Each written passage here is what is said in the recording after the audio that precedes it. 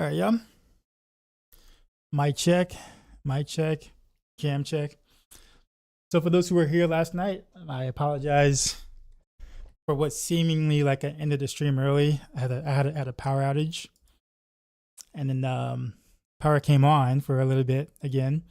So I tried to stream, and then the power went back out. So I was like, you know what, screw it. We're just gonna go to bed. I wasn't feeling well anyway, so I guess maybe that was just nature telling me, hey, just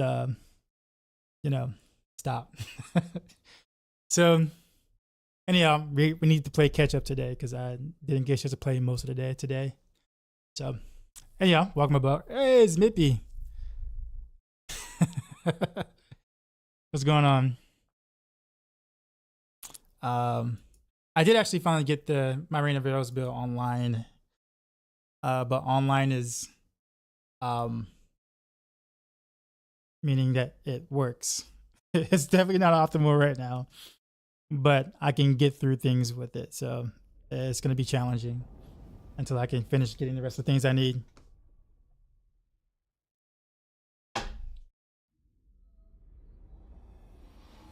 Actually, why is that there? There we go. My bad. No idea what's going on. Also, Chris Ridge. Yeah, I think I'm only like 132 Paragon.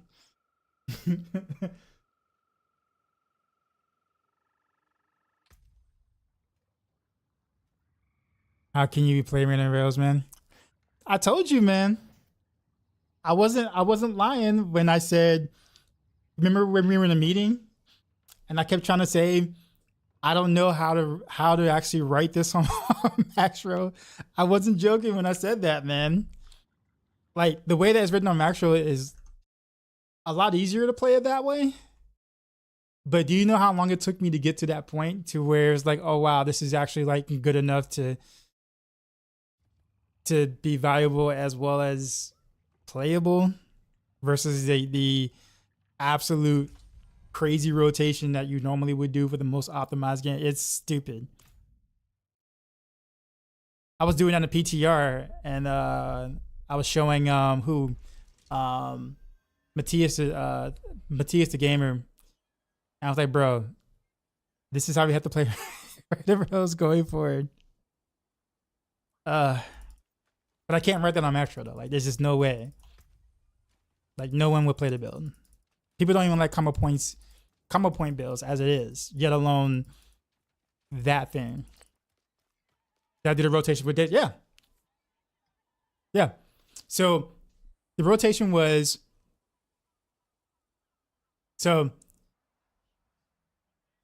obviously you put your caltrops down, stuff like that, and then technically you build your stacks.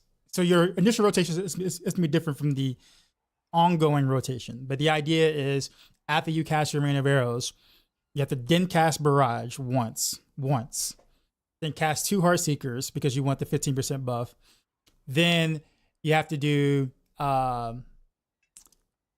Smoke Grenade, and then Reign of Arrows.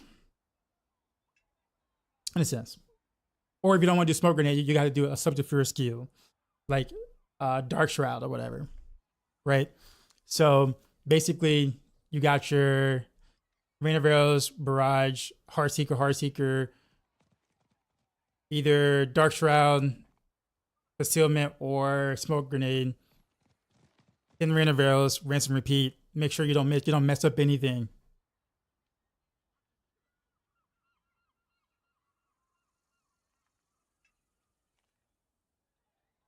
So like that's how you keep up perma stacks. So it's like, or keep it up stacked that way, because by the time you hit Barrage once, that's 1 precision stack. Then you got 2 Heartseekers, that's the second and third precision stack. Then the dance buff, then the Reign of Arrows hit, and then you just rinse and repeat all that over and over again. However, what I will say, and I can't do it right now, because I don't have the gear for it yet. I'm trying to. I hate that the design of the dance. Yeah, me too. I was hoping So the thing about it is that on Rain of Rose, you have to take it, that board, because of the distant damage. You don't really have a choice. So it's not even like I'll just take a small damage hit by not doing the legendary thing. No, you have to take it because you have to take that board. You don't have a choice. So like, it's not even optional. And it'll be silly to not use the legendary node that's in the board that you already have to take anyway. So I thought that was weird. However, what I will say is, with Shard of Varathiel, with an optimal setup and a ton of attack speed,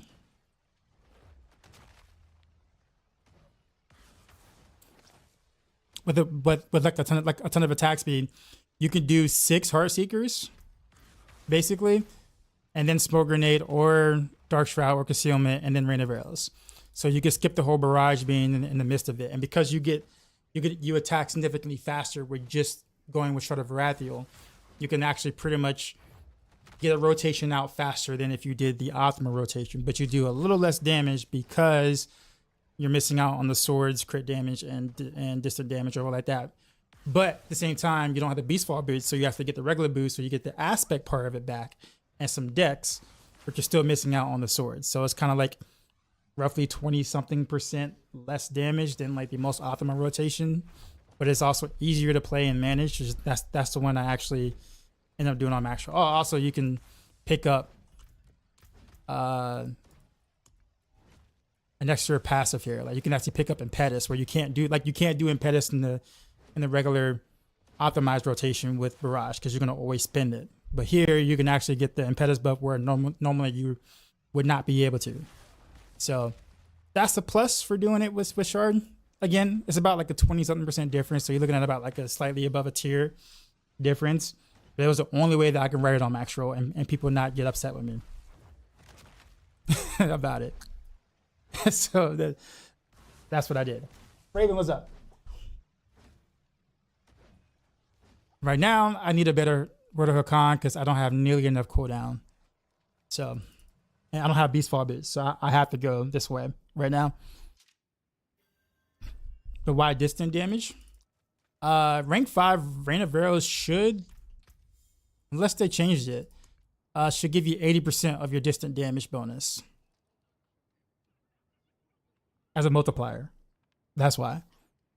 I believe it ended up being slightly better than crit damage overall. It definitely was better than crit damage when it was 100%. When it ended up down from 100 to 80%, I think it was still like slightly better than like going just going pure crit damage. Tippers. But no, it's not because of Word of Hakan. It's just because of the rank 5 Rain of Arrows, basically. Do you think there'll be a Death Trap build with just Death Trap that's viable? To be honest with you, I don't know. I've never really played Death Trap, but there are 2 people in this chat, specifically probably Lexi, who's played a lot of Death Trap. He might be able to answer that for you. Either you're blind or the rank 5 bonus is not there for you. Really? For me, it's right. It says it's right above modifiers. Distant damage bonus, 381% multiplier.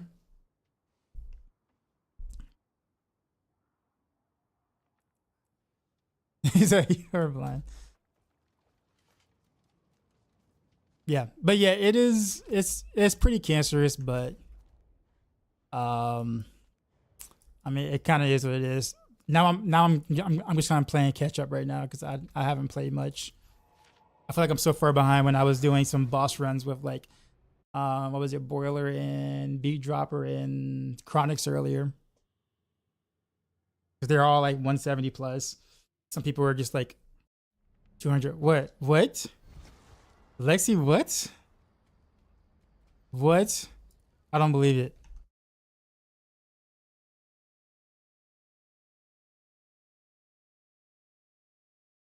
I'm lagging.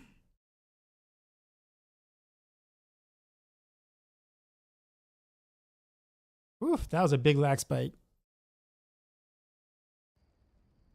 What is with all this lag? Holy. Is anyone else lagging, or is that just me? Oh, that's why. Why does my settings not like save?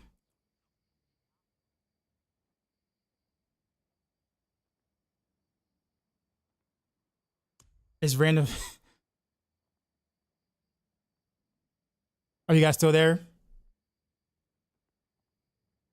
I don't know, because I had like a huge lag spike just now.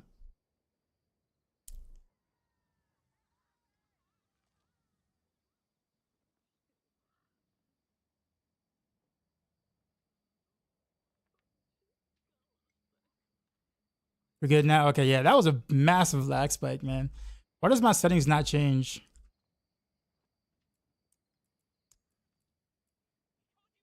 Like it changes like when you log off. Okay, we're good now? Okay. Is Random Rails more consistent in Shadow Clones?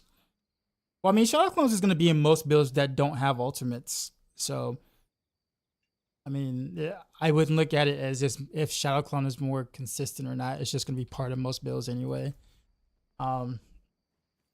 Supposedly, I'll put it that way. I would say direct damage builds.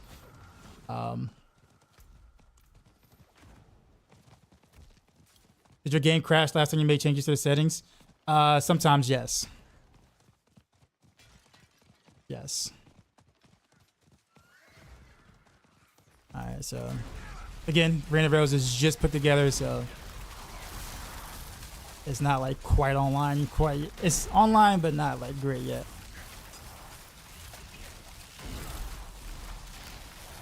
Also, what made you play Sork this season, Lexi?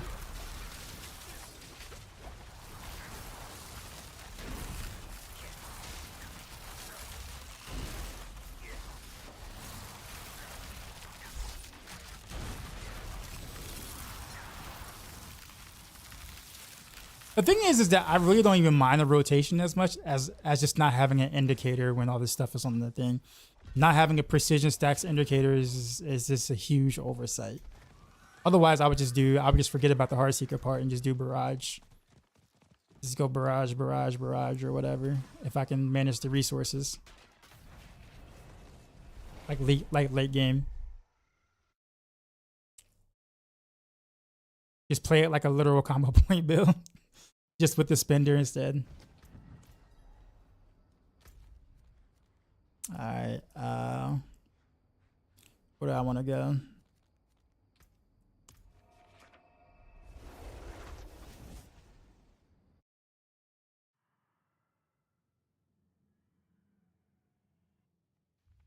Just felt like a change up. Gotcha. Also, maybe if you want to do some bosses later at some point, let me know. I don't have any match like right now because I spent all of mine with Boiler in them, but I can use a better Word of Hakan. Because right now I can't cast Random Rails nearly as much as I want because my Word of Hakan is bad.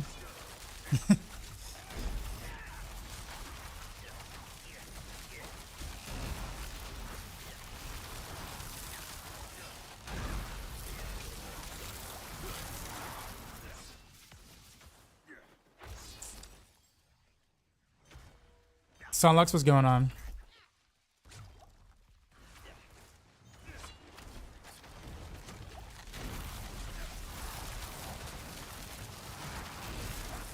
Like, you really need a GA cooldown, man.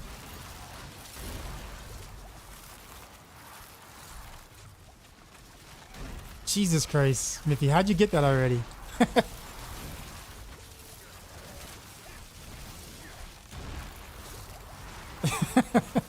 A 4 GA? Like, what in the hell, man?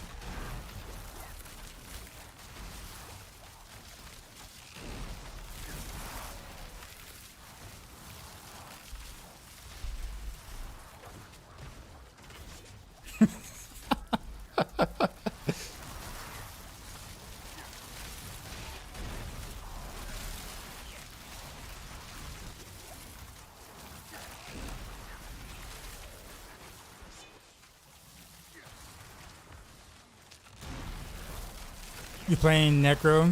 Barb dead on arrival? What makes Barb dead? I mean, granted, nothing is really better than Bloodwave right now, but what makes Barb, like, dead? I don't know. I haven't heard much from Barb. That's what I'm asking.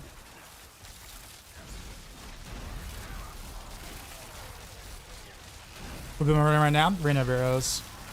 It's sort of online. I don't really have the. It's like a early like. I don't have the right stuff yet, but it's still very strong. I just can't cast it nearly as much as I would like. I'm also don't have all my Paragon boards yet or my glyphs and stuff like that. So actually, I really should be doing Pit. Also an elixir of some sort.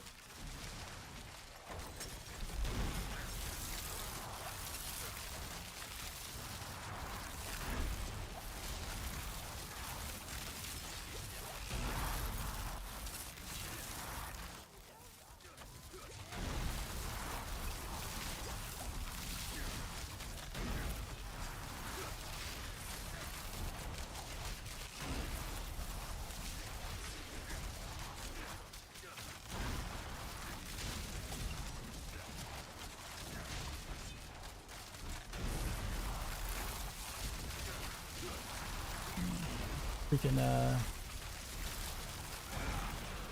barrier.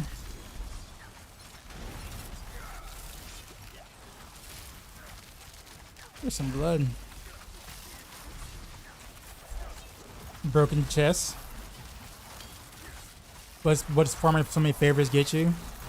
I don't really know. I just like farming in this area. I'm also trying to finish my seasonal journey thing as well. My power went out last night, so there was a lot of time I couldn't play.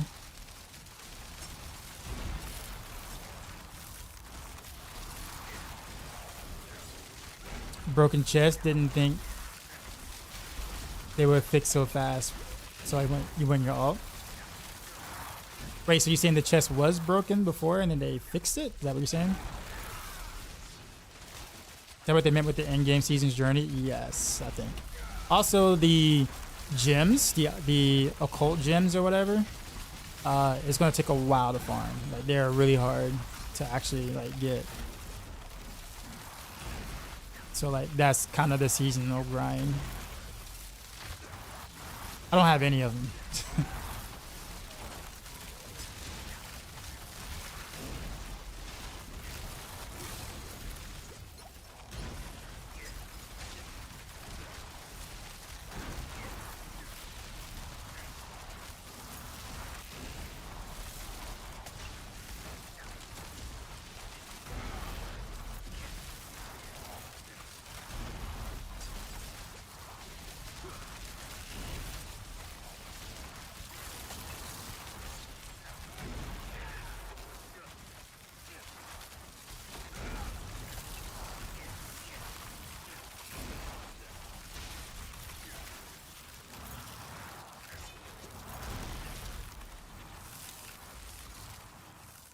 Do you have any like 1 GA cooldown?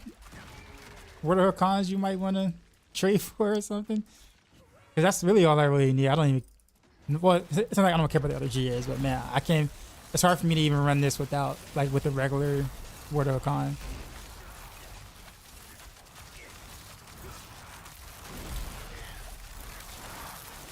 Like this is my Word of a Con right now. This is the best I can do.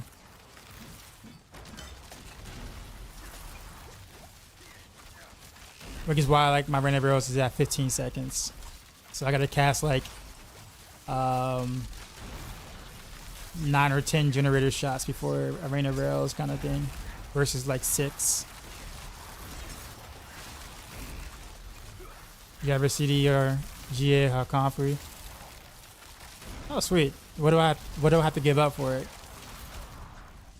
You can't have my firstborn because I don't have a firstborn. We can do a rain check though.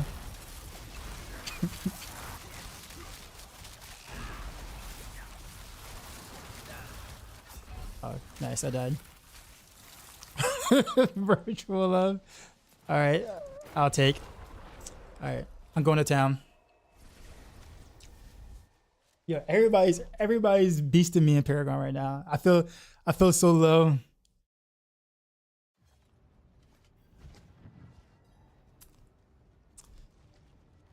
I pour tea.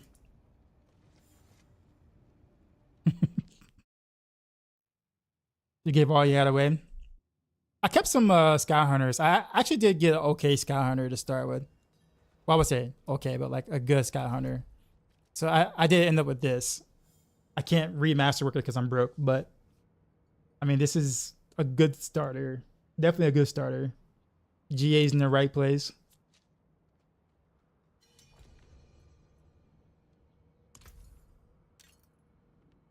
You got one Paragon, Raven? Nice. Nice. Cool. All right. Well, thank you, sir. This is gonna help a lot.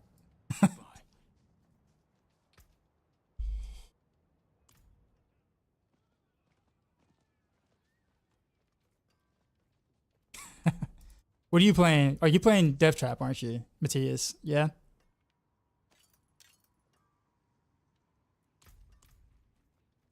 What is the best construction of what exactly? All right, so I'm kind of broke, but let me see if I can get some master working in. Playing the pretty birdie. Are you enjoying it? You want to play DT but stuck in random rails? Like, y'all getting the stuff I want, man.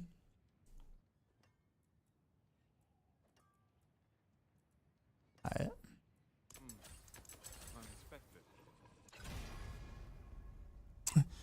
Dude, bad first one. Although I can't really afford to reset. Well, I guess I could. No, we'll do it. You miss again. The game hates me right now. I'm broke. I can't redo it, but this is still better than what I got, so.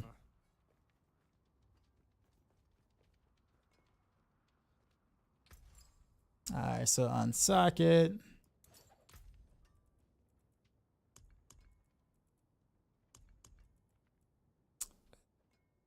Oh, I ain't got no room.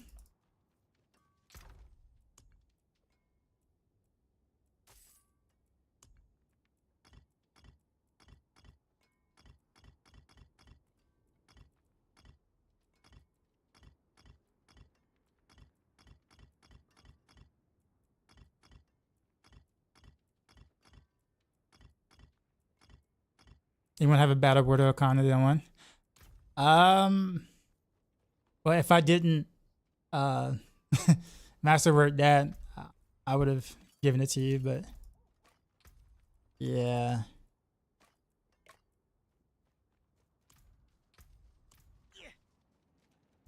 Sweet. All right, well. Whisper Cash. Do you think this season Rogue will be beyond character?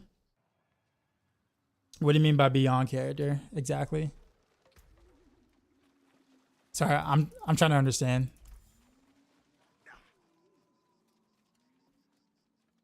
It is done. I'll go for chaos.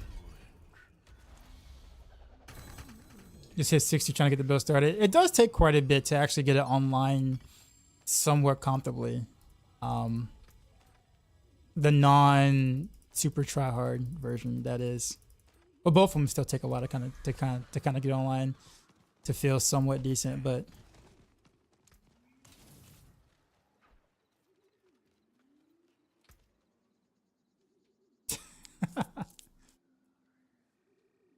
very nice. Yeah, the game wants you to play Random Rails apparently. You and Matthias both.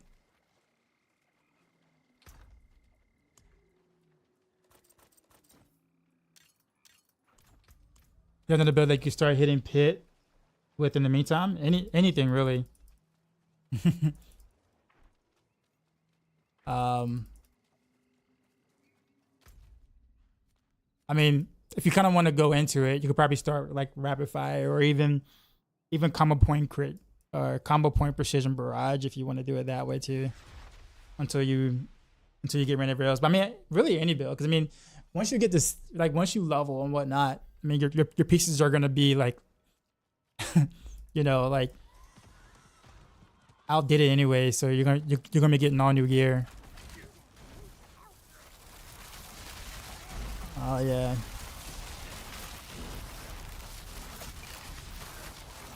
I dropped like 5 seconds off my cooldown. Nice. Now I just gotta build up my attack speed.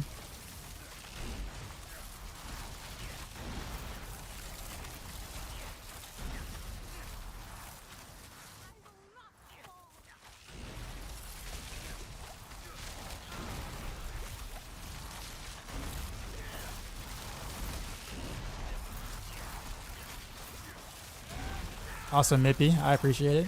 What are you trying to build into, Mippy? Are you doing a poison TB, or are you gonna do something else?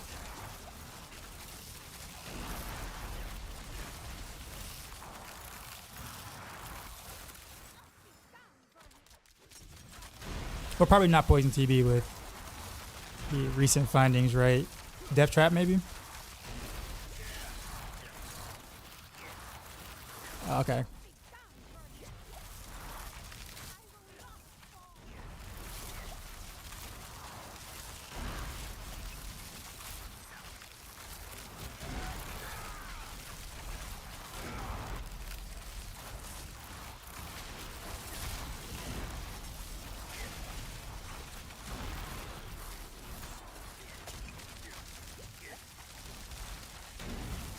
Miss most of the stuff like Shadow Step and Dario's DT, etc. Gotcha.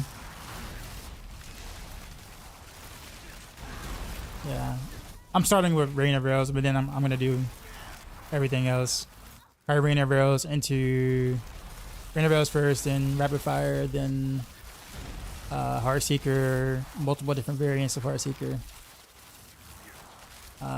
Then Barrage, multiple variants of Barrage, and then Pin Shot last, but I do need to cover it since I wrote the guide on it. And after that, probably some meme stuff like Invigorating Strike and Blaze Shift stuff. Cope TV, what's going on?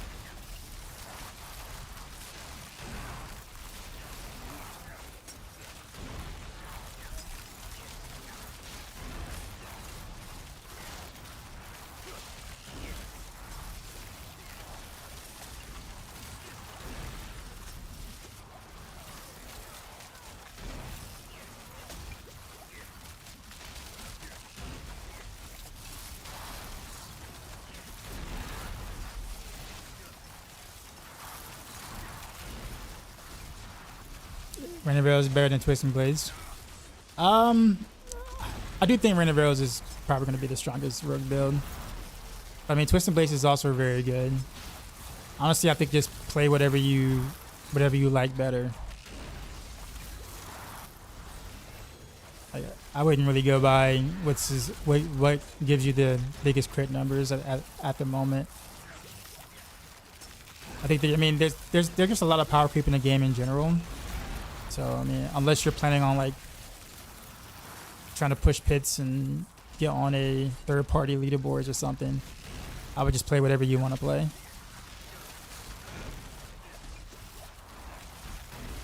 Piano of Arrows.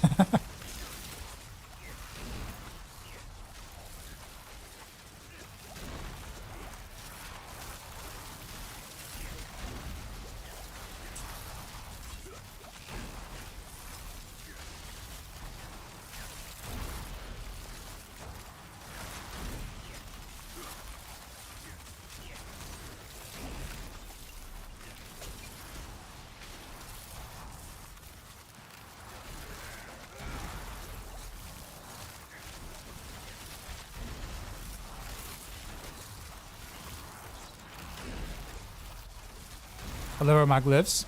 The only one that's like leveled, well, actually, really low at the moment. Like, combat is like 30 something. Everything else is like in the teens. So, I haven't done much. Remember, like I said, my power My power went out last night, so I couldn't literally play for like 12 or 13 hours.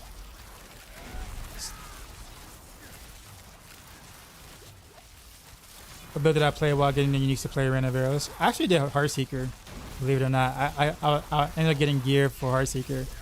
So I played Heartseeker on the way here. Normally you can't really do that, but I don't know. I was able to kind of somewhat make a Heartseeker leveling build along the way.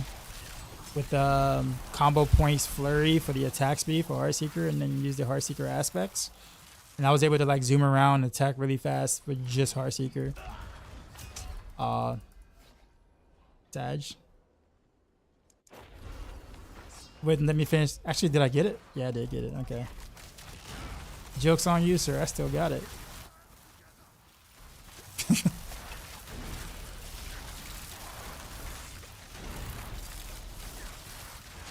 This is something. How do you gain energy shield on the road? There's a passive called Second Wind on the road, and if you spend enough energy, you'll get a shield. So as long as you have that passive and then you spend energy, you actually get a shield.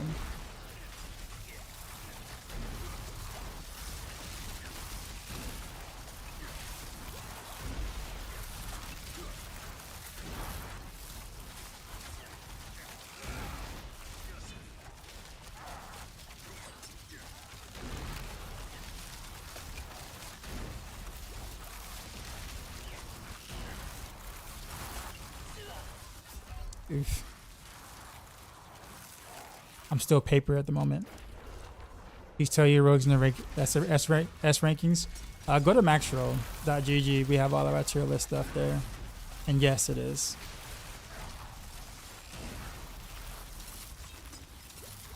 You enjoy our new season? Mostly, yeah.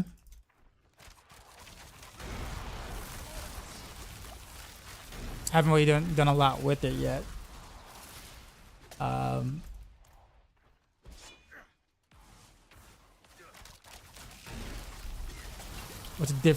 What's the reason for damage to distant versus crit damage on tempers? Because rank 5 Rain of Arrows gives us a separate additional multiplier that scales off of damage versus distance. So you get 80% of whatever damage versus distant damage you have applied to your Rain of Arrows as a separate multiplier, making it a little bit better than crit damage tempers. Not by much, but enough to where if you're trying to min-max is the way to go.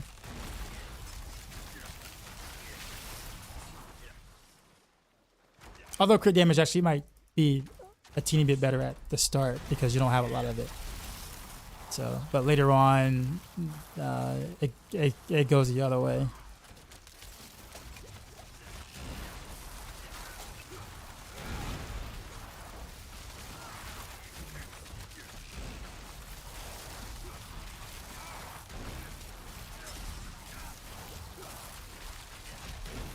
I probably should put that in the facts for Rain of Arrows. I got that question a lot today.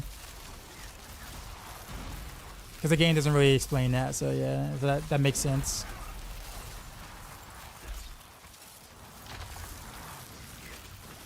Did play last season. How do you get stones for Pit, Nightmare Dungeons, and Helltide, and this Witch Tide? Well, sorry, Helltide, Whispers, Nightmare Dungeons.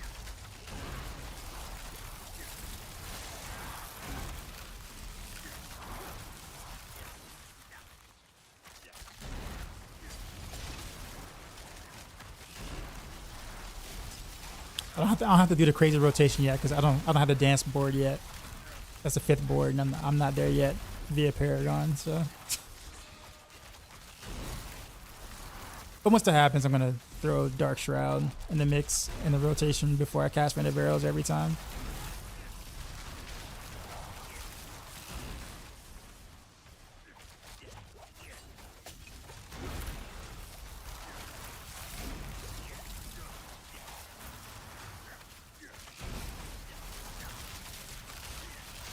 Enter the Silent Root Hold. The Root Hold is a Nightmare Dungeon. So it should be a Nightmare Dungeon key, I think. You just do that. I think.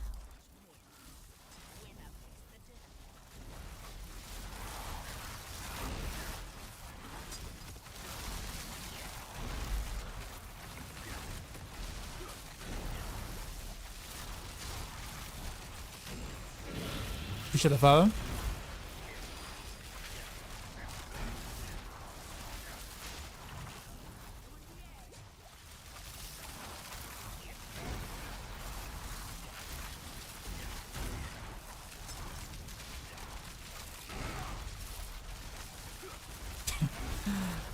Commander Cooter. What's going on, man?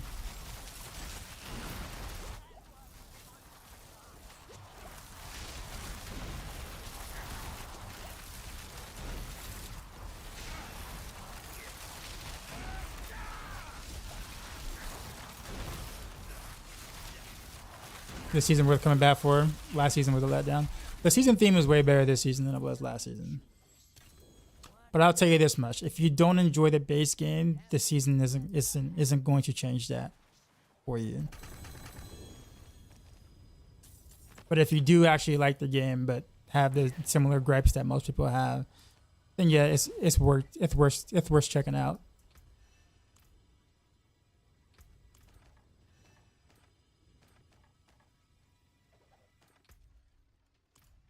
My stuff is all like packed.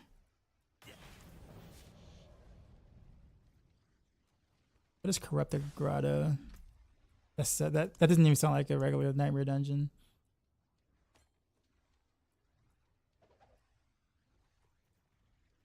Is it? Yeah, I guess it is. Oh, I guess it really is a thing. That's on season 7. I think the theme is cool. I like the witch tie stuff. The occult gem grind was unexpected. It's gonna take a while to get them. I don't really have a problem with that because we need something in the game to grind, to be honest. So I think what feels kind of out of place is that there are so many things in the game that's kind of quick to get, like pretty easy to get, right? And so to have that one thing kind of be the grind in a sense, this feels off. Even though I like the fact that there's a grind, but it just feels off compared to everything else. It's almost like, I'll give it a good example of what it feels like. You know how you order something online, like let's say from Amazon. You order something from Amazon, right? Like you're trying to put like I don't know, let's say a PC build together, right? And you just order different parts from Amazon. And so if they all arrive in 3 days, but your graphics card arrives in 30 days, right? You're gonna feel some kind of way about that, right? It's like, okay, cool, but you're not gonna like the fact that your graphics card is gonna arrive 27 days later than all your PC parts, right? But if all your PC parts took 20 days to deliver, let's just say, just hypothetically, if it took you 20 days to deliver, you wouldn't be nearly as upset about it because you're gonna get it all at once at one point anyways. You're gonna arrive at the point where you can start building everything together. But just having that one thing that is just so far off schedule irks you. That's kind of what it feels like. Is Beastfall Boost good for Rain of Arrows? It is if you want to play a very super ultra try hard rotation. I'd recommend it if you want to do better with your energy consumption with Shard of Varathiel. But if you don't want to go the Shard of Varathiel route, you're gonna probably hate your life.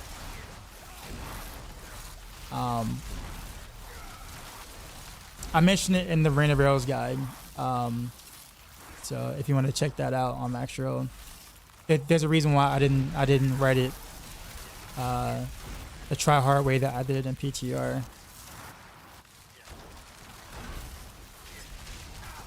It was honestly the hardest guide I've had to write in terms of making people actually want to play the build.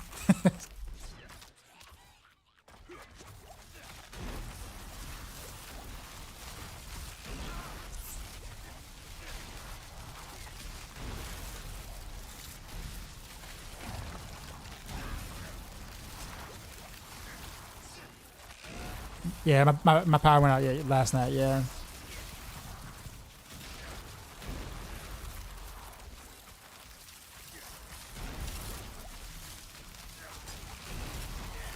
I really should do some pit. Number nuggets and pit, really.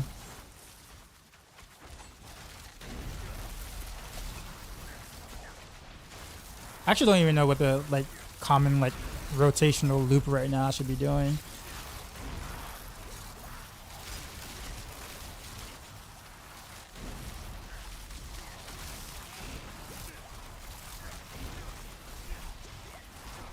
Do I know if the unique gloves that trigger shadow clone attack scale or ultimate damage?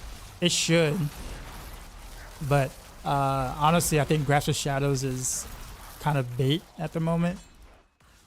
At least when I tested in PTR, it still was pretty derpy and did not do a good job of actually casting attacks consistently, even when procced. So I don't really see that glove being useful for much of anything. Spam Wish Tide and through holes unless you need glyph XP. Gotcha. Okay.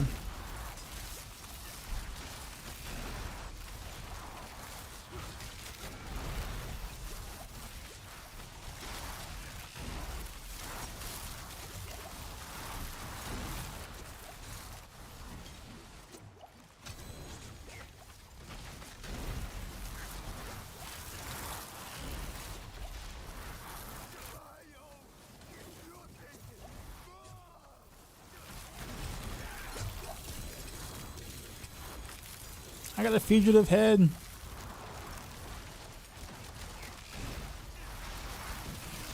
Oh, they don't? Oh, wow. Okay. Well, then. Even worse than I thought. Why do Blizzard put D4 and D3 season launch the same week? I don't know, man. I'm sad about that, too. So, this is going to sound weird to anyone that visits the internet. Okay, believe it or not, there's a pretty big base that plays both games, despite what the internet tells you. What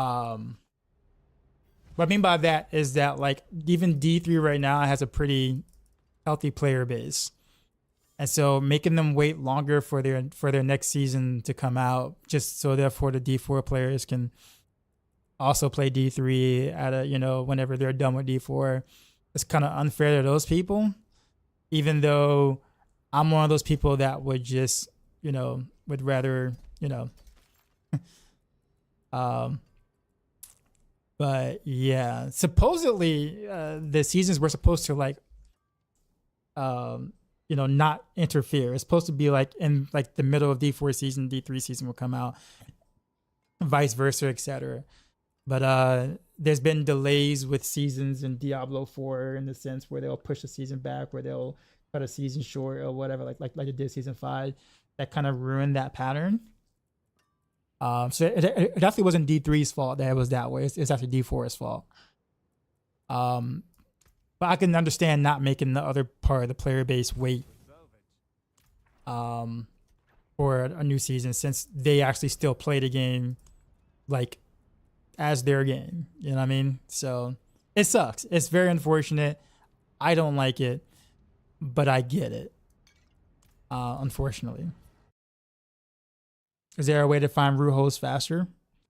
Not that I know of. I'm just spamming stuff.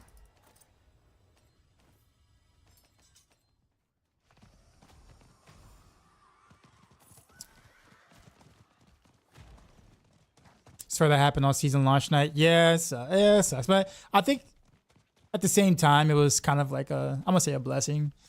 I really wasn't feeling well, like as if I was like catching a cold or like a flu or something. Like my body was hurting. So it felt like I was getting like flu-like symptoms, almost COVID-like symptoms or whatever. So I was pushing through it, and I guess the power outage was kind of like, bro, nah, just stop. Go to bed. You're not feeling well, go to bed.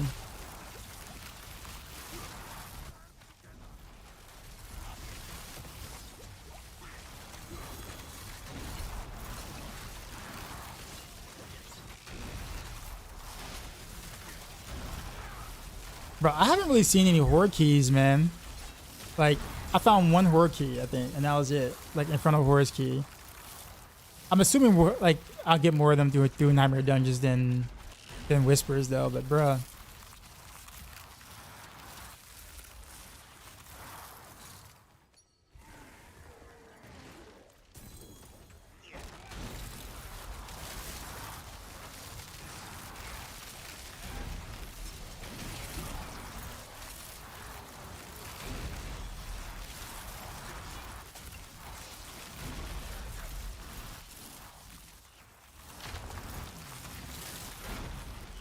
That's when Rain of Arrows cooldown being reset like that. Shard of Arathiel and Preparation.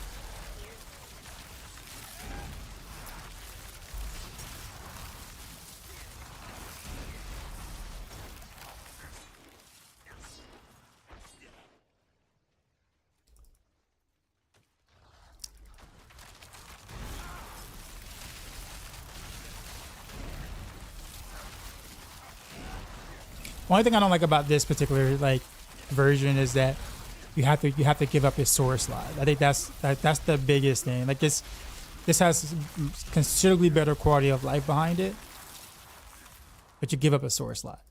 So you make it up by not having to wear beast fall boots a little, but not having crit damage and the crit and distant damage temper is rough to kind of make up for it. You do make it up a little bit like via like passive. You can run Impetus, you can run an additional damage rune versus having to run let's say Dark Shroud or whatever, like Mott rune or whatever. So you can make it up there too as well, but it's still like it's still a little worse. Not like a big deal worse, but like, you know.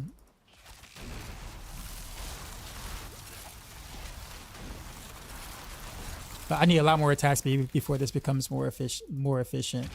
So a better Shard of Arathiel, etc.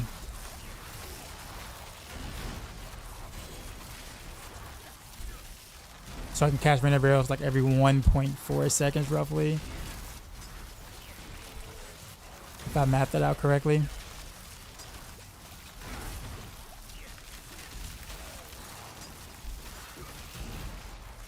Oh, sorry, Naughty.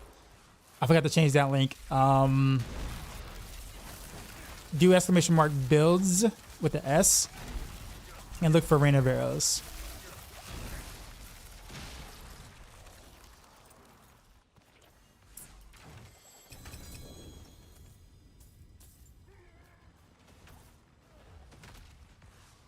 Okay, I'm gonna have to get rid of some of these. Oh no. Oh crap, I don't have any whatchamacallits. No potions. Oh, I got a potion. Nice.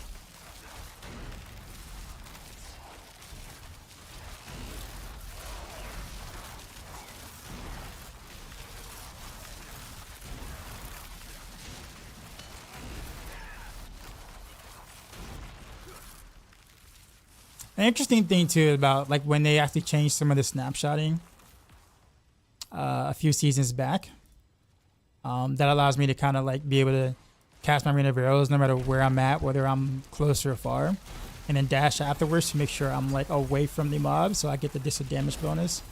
Because it doesn't matter where you are when you cast, but it matters where you are when it hits. So you don't have to start being far with them, just as long as you're away before the wave actually hits to get the bonus, get the disadvantage bonuses or whatever. And because Rain of Arrows, you know, resets your dash, and then you're not really wasting anything.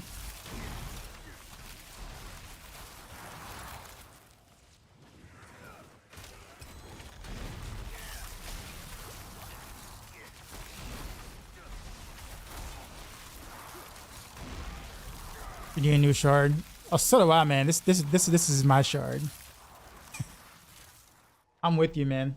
I haven't been able to like. I haven't seen any Infernal Horde keys or whatever. I've seen one.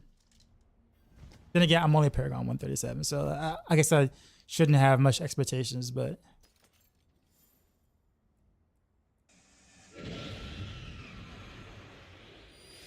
Also need a new helm too. I'm still rocking the God Slayer.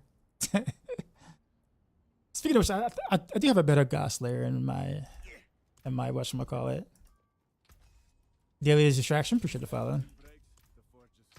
But yeah, today is gonna be my, I guess, my blast day to try to catch up.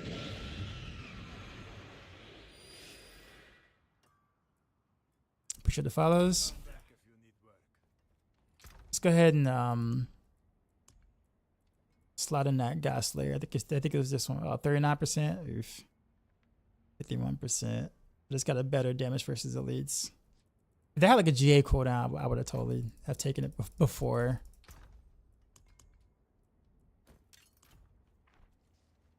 Recommended build to farm nightmares and headhunt. I guess his 660 and you don't have any uniques. Every build is gonna want uniques. It's just gonna be a matter of, honestly, just taste for you, man. What do you like? What do you see your rogue doing? Like if you playing rogue, what do you envision the playstyle to be like? Because many builds can farm pretty well on rogue. It's just a matter of you know, which one you want to do.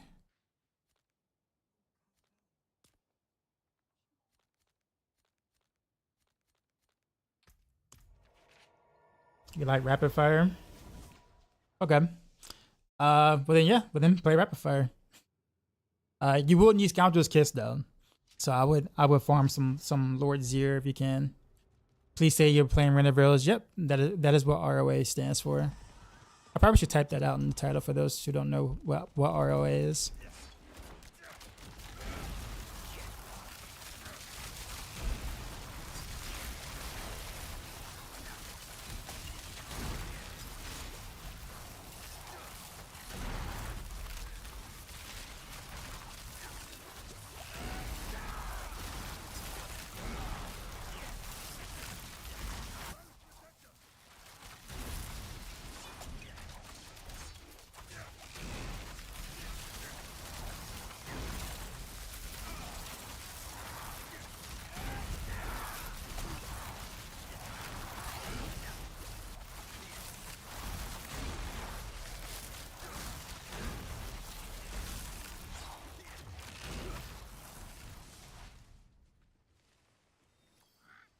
You're just that.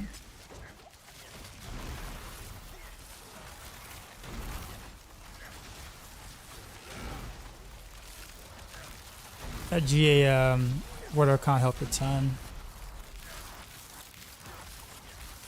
Now I just need more attack speed.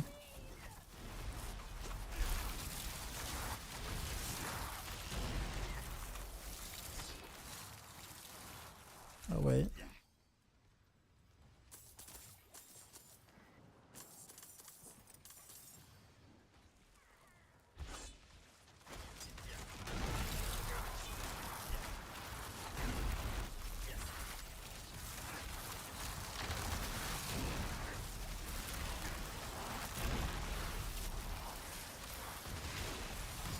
From the GA Dex amulet with +2 for Agent. Nice. Nice, man. Oh, what are you gonna play? You're gonna play D tier, right? I don't think I saw your answer.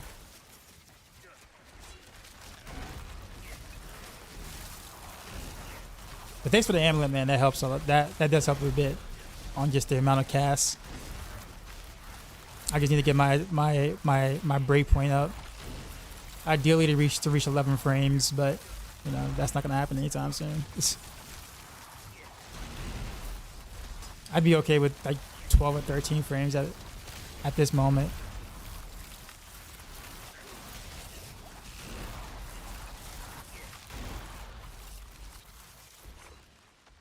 It is done. Leg guards.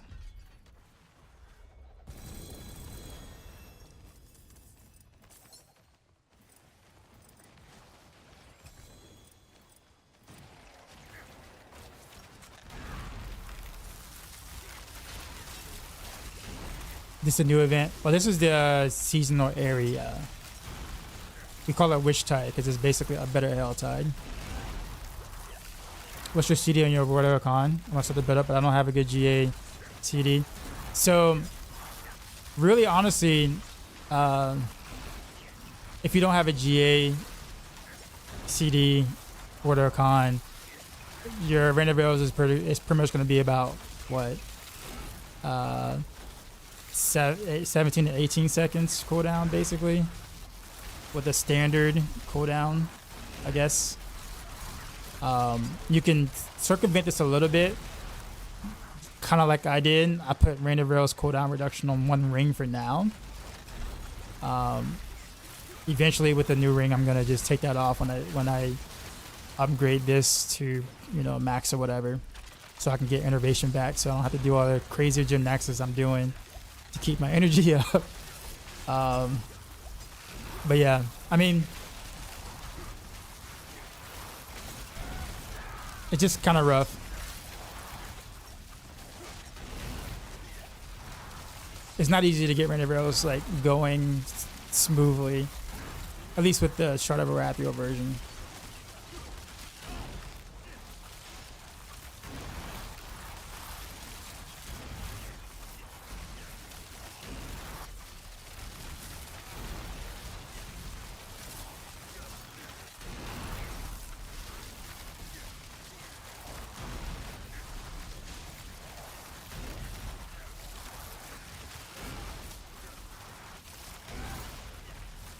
I'm casting I'm casting at a pretty okay clip right now. It's still like 6 shots of my basic attack or whatever, but my attack speed is just really slow.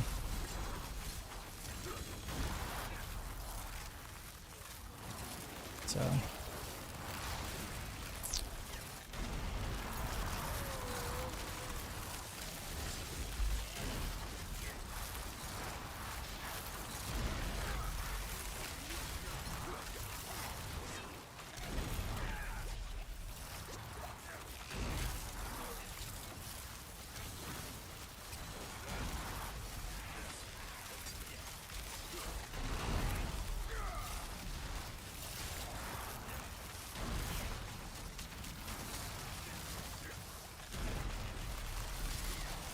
I think I'm getting to the point where I like just stop picking up non-GA items.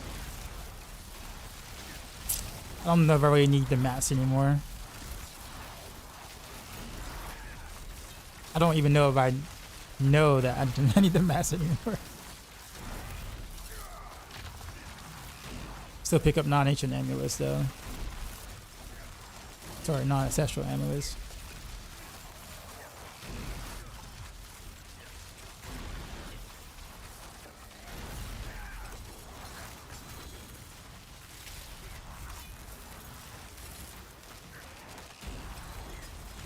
This feels like Blood Maiden all over again, kind of like being in like this one spot.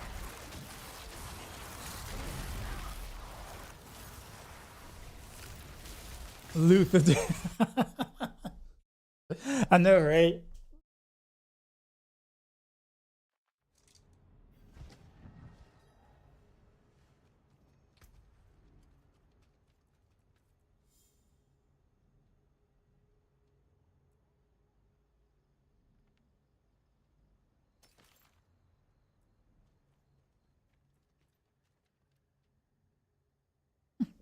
You know what? I'm gonna keep that.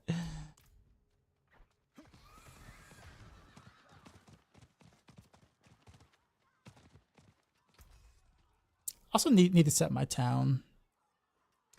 Let's go to Sir There we go. I keep coming back to this really shitty town.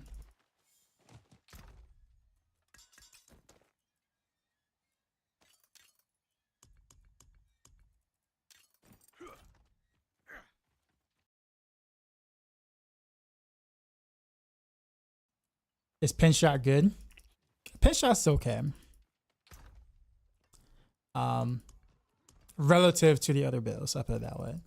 Like, if your goal is to be able to like do T100 pits, get all your glyphs up to 100, pin shot is perfectly capable of doing that.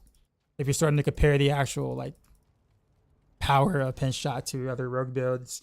It's only just okay.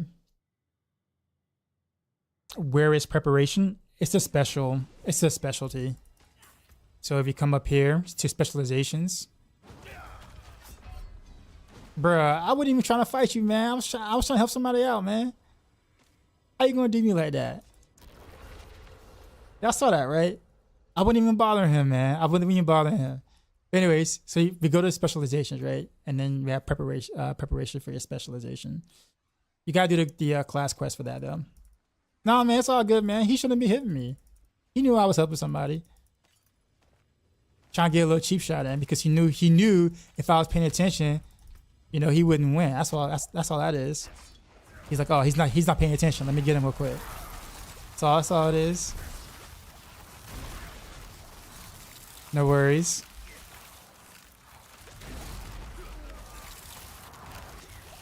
Okay, I ain't logging in yet. So I'm not trying just to discourage you from playing pinch shot. I'm just like setting reasonable expectations, I guess you could say. I do plan on playing pinch shot at some point myself. But I also kind of know what to expect out of it.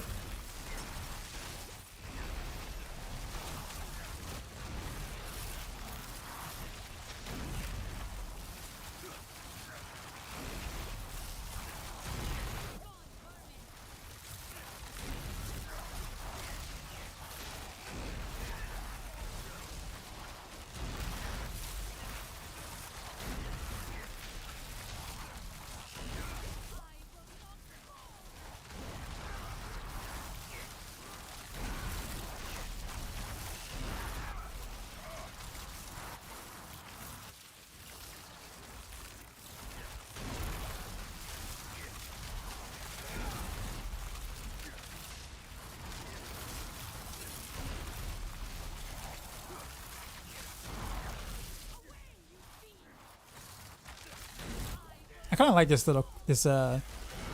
quest thing.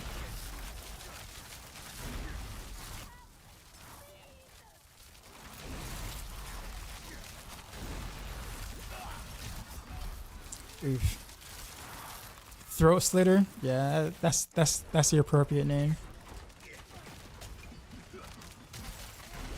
I don't think I'm capped on my armor and res yet.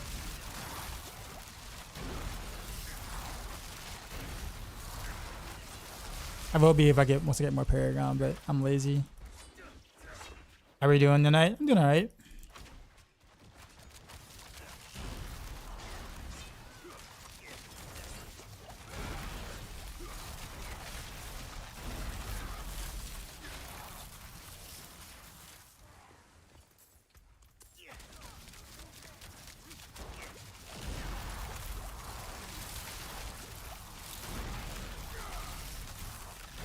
I'll pay D for a lot more than make yellows great again, like PoE.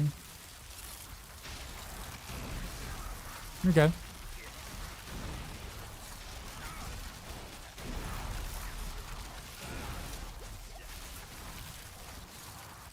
I do think we do get way too much vomit of loot, basically. But most of it kind of being pointless after like a day or so. Where can you get divine and reroll your sky?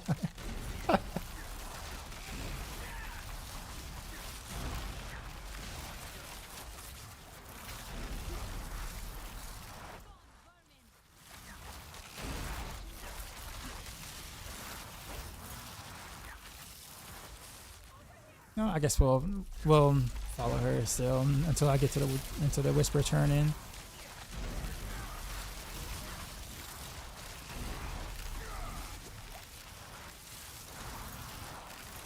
50 dungeons, piss, no altar scenes, way too rare. That's the thing. I actually think that, I know it sounds really weird, but I actually think that the altars and stuff just being rare is actually kind of cool. Because there really isn't enough stuff, and there isn't enough things in the game that makes you take time to grind them out. And I know it feels bad in a game like this because everything else is like super easy to get. So it's like you're so used to kind of getting everything quickly. So when there is a couple of things that take a while to get, it just feels so off-putting. But in reality, I actually think we should get more of that, honestly, happening. It's just kind of out of place in the game like this with the way the game is currently designed. So I can understand why it feels bad. But I think in overall, you know, quite a few things should be more rare.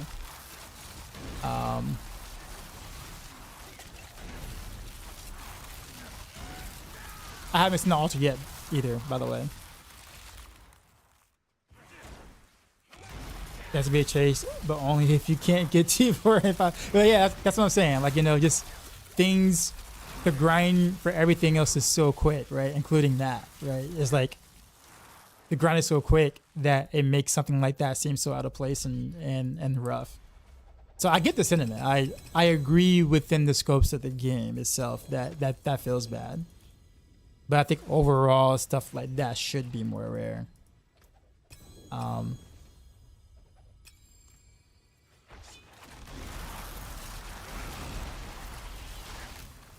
And I guess, you know, Blizzard needs to find a balance in that, right? And I think I used the example of like earlier about like, you know, buying your computer parts on like Amazon and like everything ships in 3 days except for your graphics card, right? And so you get a little pissy because you have to use your onboard graphics, you know, because the graphics card doesn't ship until like 30 days later, but you get everything else in 3 days. So like you're mad. You're just like, what the hell? Like what? Because you expect you know, you're so used to getting everything so quickly that, you know, one piece that you need that you like to have is so far off. But if your shipping date was like maybe 7 to 8 days for all the pieces, you'd be fine with that because the expectation is everything is arriving at one time and you're, you know, arriving at your concluded build roughly, you know, around the same time. You know what I mean? It just feels bad when one thing is so far spaced out versus the other. And I think that's kind of what we're kind of experiencing here.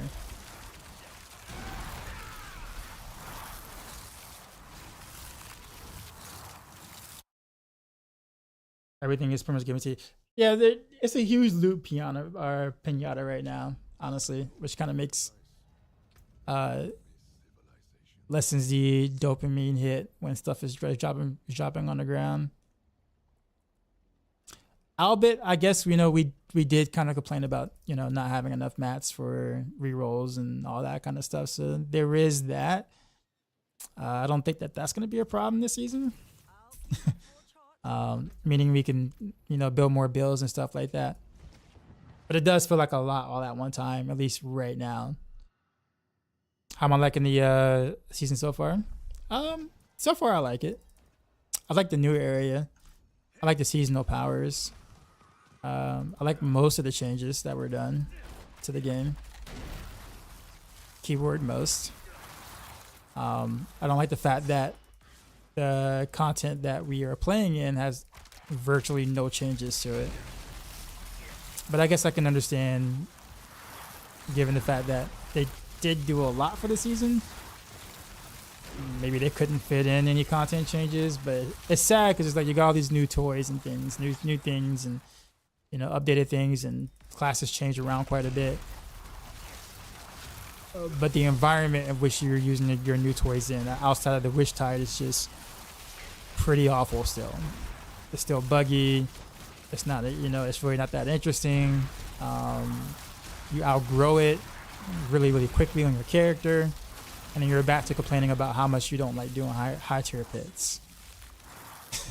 And that's the loop, basically. Because nothing was changed from the previous season regarding that, right? So it's like, yay for now until we get there, right?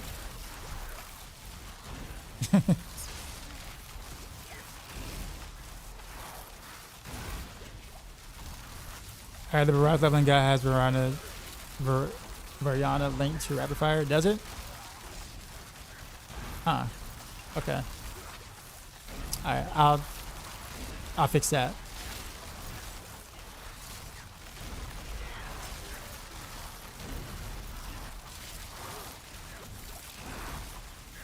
D4 is evolving more into D3, but without like 10 years of the quality of life.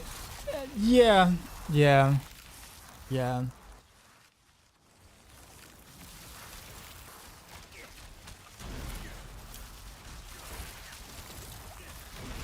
I still don't know what their obsession was about, you know, Pit being the, you know, the scaling metric. Like, I don't understand. We had that in Diablo 3 already. You have a freaking gold mine called Infernal Horrors. They could have did so much with that as our metric stick or our, you know, vertical progression or whatever. Hell, you can keep his 150 all you want, sure. But it's like, bruh, like, season 5, man, was like the only season I remember now where the metric stick wasn't. Well, I guess Pit really wasn't before season 4 anyways. Well, you did have Abattoir 0 too, so I guess I can say this.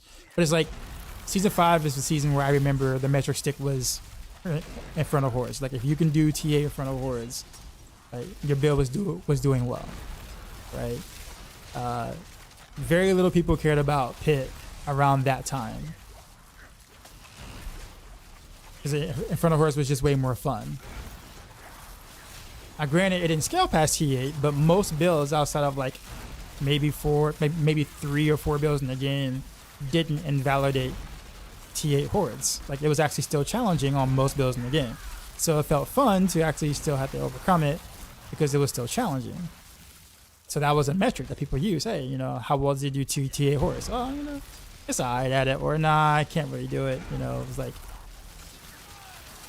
So it was kind of cool to have 2 different metrics or multiple metrics or a different metric. And of course, season 6 they didn't expand on that at all. And I'm just like, well, bro, why not? And season 7, as you see, still didn't expand on that at all. I'm just like, you got to be kidding me.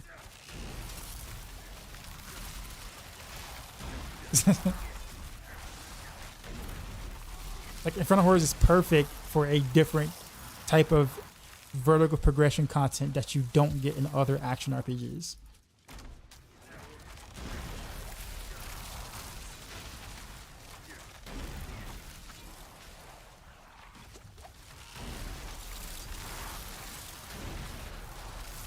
So again, I do think that there's a lot of good changes in season 7. It's just that I feel like it's gonna the economic stages are gonna wear thin the moment that we are having to play through this unchanged content with the new toys. We're gonna be like, okay, you know, the newness of the cool stuff is worn off. Now it's time to complain about the things I complained about in season 6 again. It's kind of where I'm guessing it's going to go.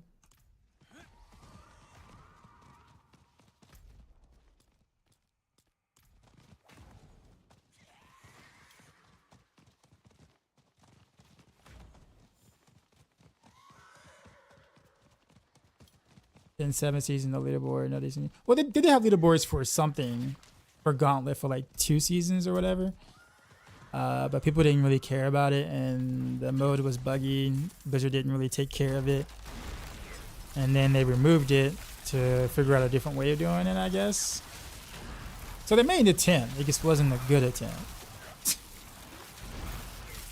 To be fair, though, I think Blizzard, when it comes to leaderboards and Diablo games, has been terrible at the implementation of it at the start. It was that way in D2 at the start when they first implemented that too as well. It got better over time, obviously, to where it is now. But it was bad initially. Same thing with D3. Where they first introduced it, it was terrible. Like, it was awful. Like, Greater Rifts were in such a shitty state for, like, years. It got good in, like, the last, like, 2 or 3 years of its life cycle, like Greater Rifts or whatever. But, man, it was a slog for 7 years before that. Well, 6 years before that in Reapers of Souls. But yeah, to be fair, it seems like Blizzard just hasn't really been good at that, doing well at that. But the whole idea of just kind of porting a subpar D3 system doesn't help the case either. That's also just not as good either. In fact, it's worse.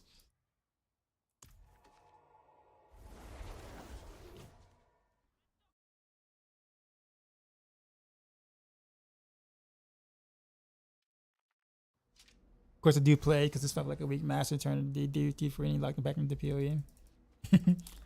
Yeah. Well, I probably won't be revisiting PoE until new class or class changes, etc. Like new season, etc. So I'm kind of at the point where I'm like I want like the Huntress and whatnot. Don't get me wrong, I do like PoE 2 a lot. But I think I'm at a point where I'm going like it. My interest kind of waned a little bit, and I don't really have much of a reason to grind it at in the current. So after D4, I'm actually kind of waiting for Monster Hunter Wilds because I think I really at this point I don't think it's really D4, PoE 2, or Last Epoch that is, you know, that the interest is waning for me. It's more so the fact that like action RPGs in general. I think maybe I just need like a different genre to just kind of shake things up, honestly. I think that's kind of where I'm at. Because I have like similar complaints about action RPGs in general. Instead of complaining about it and being like, you know, hoping that it would appeal to me long term, it just might just be the genre that might, like the genre itself that maybe I just don't jive with. If that makes sense. But like going back and playing some Monster Hunter or whatever, like made me realize how much I like the whole combat thing. Like when combat is like the most important part of it, and it's like you are responsible for all the combat. You can have great gear, but you still need, you know, like I kind of forgot what that's. I must forget what that's like, but it's like I can't expect the action RPG to kind of hold that kind of weight to its combat when the whole point of action RPG is a loot driven game. Right, it's all about the loot. So at some point, you're gonna build to be super OP and one shot stuff, and then the combat doesn't really matter anymore because everything's invalidated, right? But like, once I get to that part, I become bored. So it's like, maybe really I just need to play a game where that's not the case for me, right? Where, and like Monster Hunter World, like Monster Hunter fits that. Like I have so much fun. Like playing Rise for like about a week, learning Rise. Got a link to my Renee Rose build. It's in my builds link. Hold on, let me actually fix that now. Let me see if hopefully my computer won't just like crash trying to do this. Yeah, let me fix that in Stream Elements. So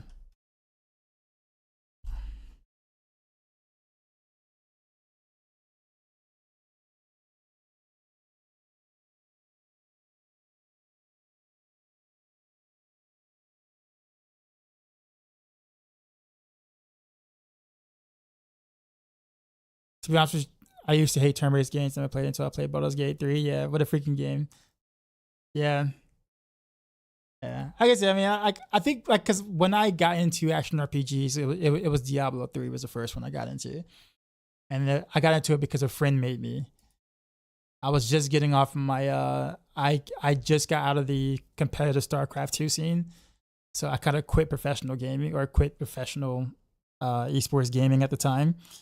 Because obviously I really wasn't going anywhere. I wasn't good enough to be there or continue to be there. So I wanted something casual initially, and my friend's like, "Oh, play some D3. D3 is ready to come out. You should play D3. It's gonna be so good." And blah blah blah, whatever. So I tried it, and I had fun with the combat. The combat is what drew me in. The rest of the game was pretty trash early, right? But the combat was a lot of fun. And that's what made me stick to it. I don't think I'm really much of the not that I don't like grinding for loot, but I think that like my whole like snitch like my whole thing is really just engaging combat. I don't care how it happens, what makes it engaging, just engaging combat in general. And I felt that way with Path of Exile 2 in the campaign, for the most part. And then once I got the end game and you know, we kind of got back to some of the D3 Path of Exile 1 type builds. It was just like, yeah, I was hoping it would remain closer to the campaign type ordeal, but you know. So yeah, I mean, it's not the game's fault, you know. Maybe the game should be that way or designed that way, you know. Maybe I'm the outlier and I should just play something else, right? But I do plan on playing both. Like I plan on sticking around for both D4 and PoE 2, but I also think I need something different as well.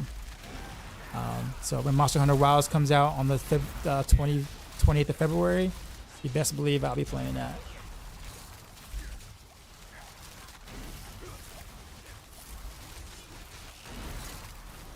Better implement something good in Season 8 or it's going down fast. That's the thing though. We say that all the time about D4, but what we don't really realize is that outside of the, you know, content creators on the internet, there's a pretty big player base that don't visit Reddit or X or, you know, any of the social sites with those kind of communities that, you know, bag on a game all the time. The game has a pretty solid in-game player base. I think with the way it is right now, you're going to have a lot of casuals that are still going to play, no matter what, almost. But like blasters or people who are looking to play long term or long time that play, you know, several hours a day, then yeah, you're not going to have anything to do after a weekish or whatever. But there were still several people playing the last week of the previous season. Like, it's kind of crazy, like the population of this game, because when you look at YouTube or whatever, or even Twitch, you would think it would be otherwise. You'd be like, there's just no way that anyone's still playing this game, and believe it or not, there is. Same thing with D3. D3 still has a pretty sizable audience right now, but you would never think that, you know, unless you are actually like in the game playing. So yeah, I mean, I don't see D4 going down under. It's one of those kind of too big to fail sort of type things. Doesn't mean it's a good thing. I'm not saying it's a good thing. I'm just saying that, like, it's one of those things where it's just not gonna go away. Sure, you might not see like popular content creators play the game anymore, but the game isn't gonna go away. You know, despite, you know, who says what on YouTube, like they don't really know that. It's just fun to make content video like that because they know that you'll click on it and you'll watch, so it's easy money for content creators to make videos like that.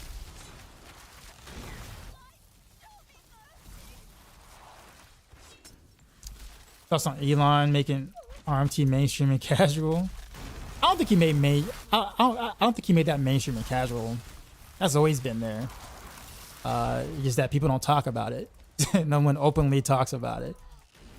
But that's always been the case for any and all games, really.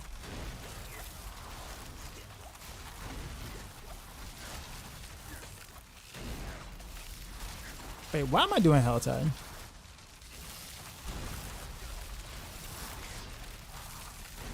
Why am I doing Helltide? Whatever. I'll finish this whatchamacallit and get out. When Jay was going on, that was me. I didn't start the season till around Christmas. See, yeah, like, you know, it's just, you know, we think Inferno Heat core keys, maybe. Nah, but Elon, but I mean, like, honestly, I said this before. When people actually kind of believe that Elon actually played as Druid in season 2 through the Abattoir Azir like that, like, to get your Druid at that level with your glyph to that level, you had to have played at least 10 plus hours a day.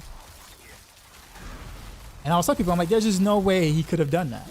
You can't run multiple companies and get your Druid to that level. You just can't. It's just not enough time. It's not even ability. It's not even player ability. It's literally just time. Like, where do you get the time? unless you borrow like the time chamber from like Diablo, from like Dragon Ball Z, right? Where like a year for you is like a day for everyone else, right? Maybe he has one of those. I don't know. And if so, he should market that because I mean, I totally would buy. I'm just saying. But I was saying that then, so it was no surprise to see him like get absolutely just thrashed in a game that's more, you know, complicated. Because then you can really see he doesn't know what he's doing, which I thought that was kind of funny because it's just like, bro, like the fact that you didn't even take the time to at least attempt to make it look like you know what you're doing before you chose to stream, like at least ask the person, say, hey, what do I need to know? Like, how should I click this? You know, how should I put maps in my inventory? How should I not name my inventory Elon's maps to not look sus, right? Like, bruh.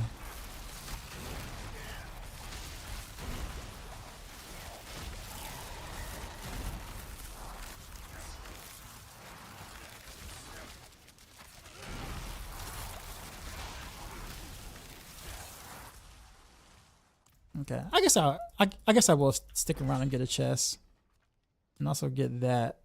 No, that's Sinners Collected. Never mind. I was totally thinking of something different. All right, we'll work our way over here. Actually, you know what? I gotta whatchamacallit. I'm kind of squishy still. I'm not cap res. I wonder how much HP the Blood Maiden has actually.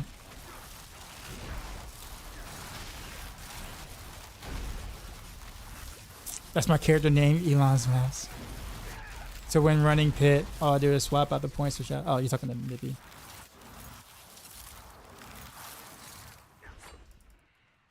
You think they drop from chest? Get in front of Horror Stones. Okay, let me not die. I'd pay $200 for a precision indicator. I actually made mention of that earlier.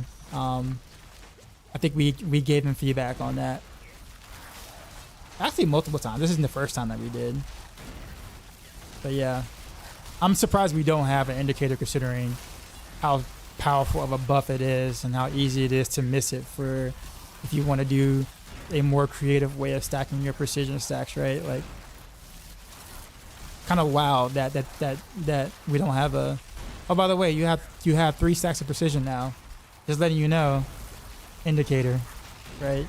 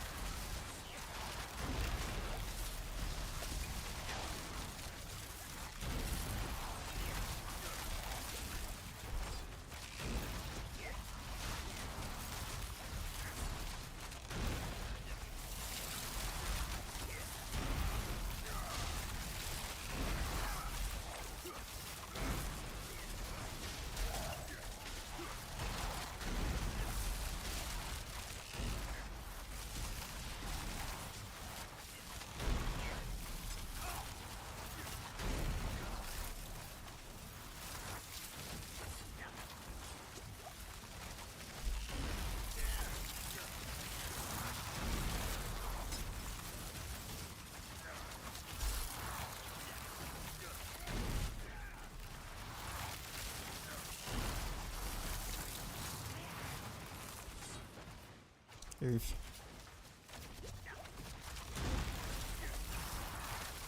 I wish I do pit. I have no glyphs. No glyphs leveled. I'll put it that way.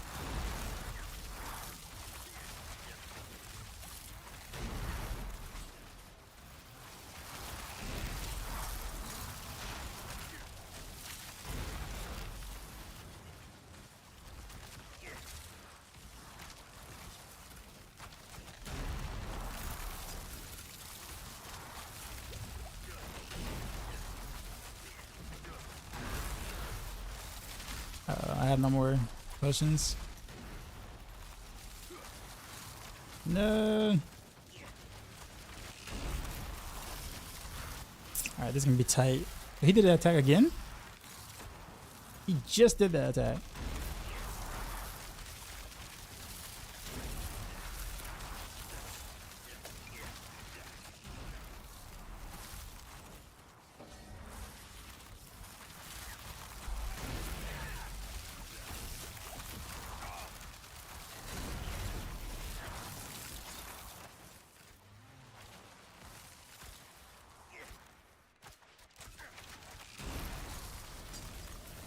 Where you at?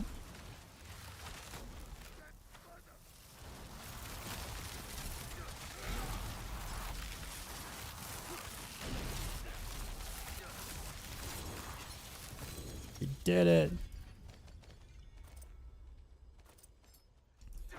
Alright, let me open one mysterious chest and then I'm getting out of Helltide.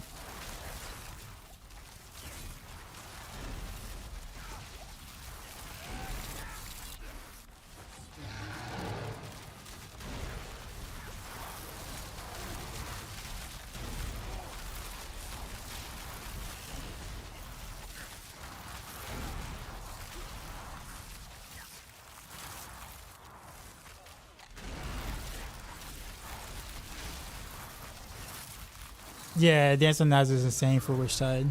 I was watching Rudy do that.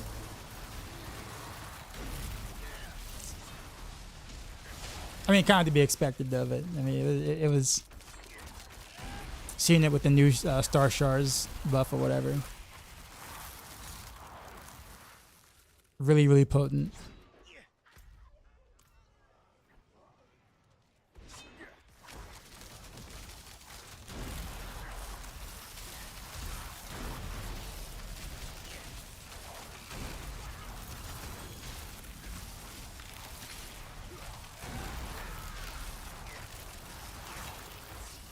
Okay, it's time to get the chest.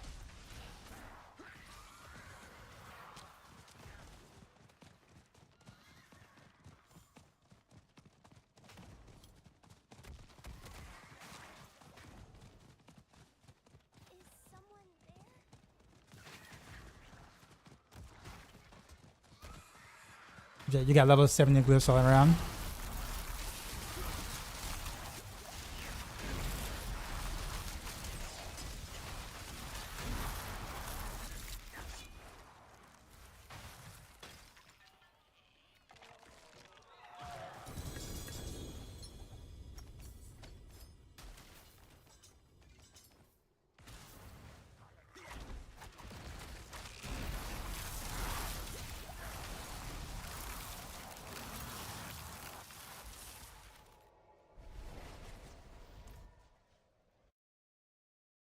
Tomfoolery in action RPG since it's like a time sink.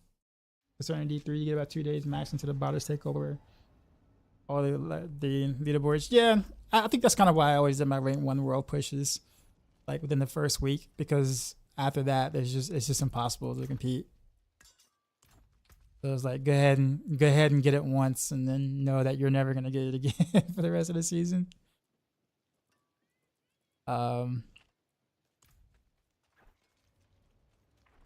But it was fun within that first week to push the leaderboards. So but I think I was actually really more interested in the set leaderboards though. I thought the set leaderboards were actually quite cool, because then it meant that if you weren't playing a meta build but you wanted to see how far it can go and compete against somebody else who isn't playing a meta build, there's another leaderboard for that.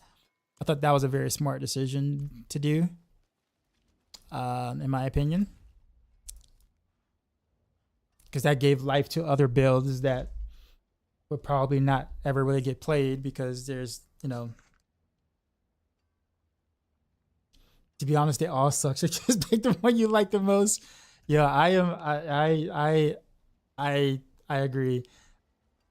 I choose the Doom War because it looks cool, not because it's doing anything, but because it gets people in chat asking me, "Hey, what's that?" And I'm like, "It's a Doom War." And it's like, "Is it good?" I'm like, "No," but it looks cool as hell though. I really want Piranha though. At least that's useful. Like it's somewhat useful, but yeah, all the others is just.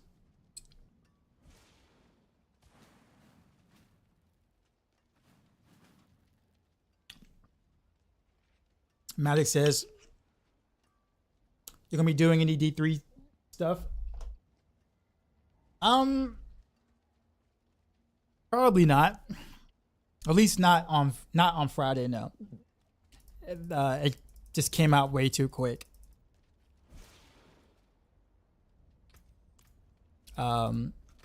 If D3, if that season would have started like maybe 2 or 3 weeks from now, then yeah, I would have. But I I still got too many things to do in D4 that I'm just not gonna have the time to sit there and try to grind D3 for the weekend. Just not gonna be able to do it. Does Lilith and Torment Duriel give Spark in Season 7? Lilith does. I believe one of the Torment bosses will. I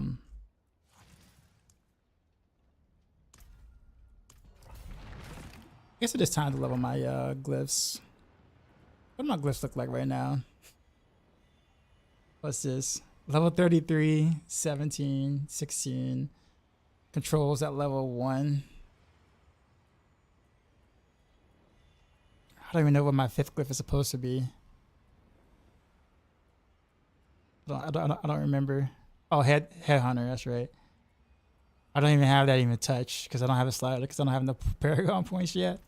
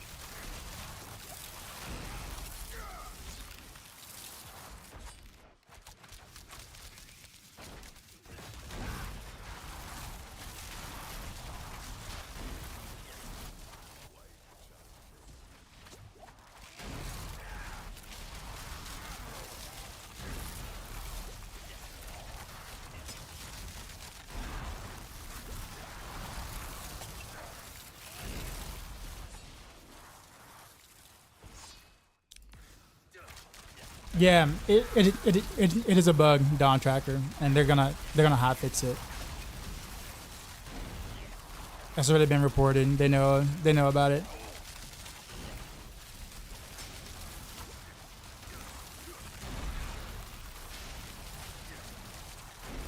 Did you organize percussion show for the inauguration? No. Actually, I didn't even kind of forgot that it was live. I don't think I've ever watched a single inauguration ever. Just gonna be honest.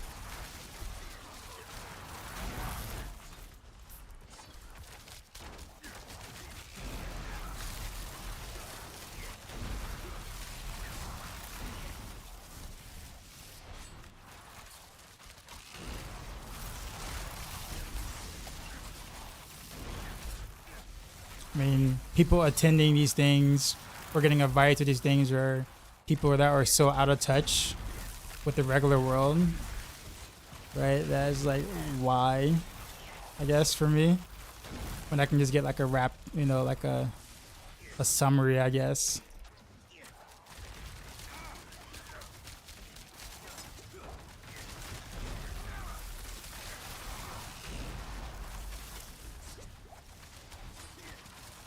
I mean, at least things like the Oscars or whatever are like slightly entertaining depending on who hosts it, but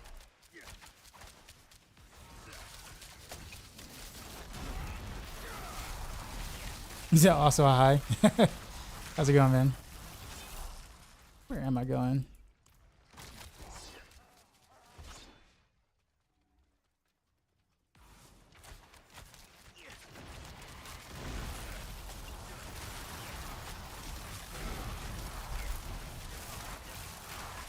See, the Doom World looks cool. It looks like it's gonna do something, right?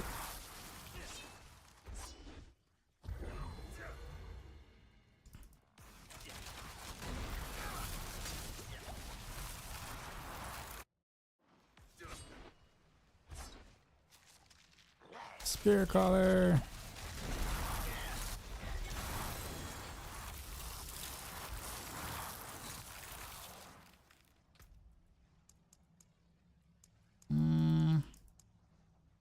Let's bring up control since I ain't got nothing on it.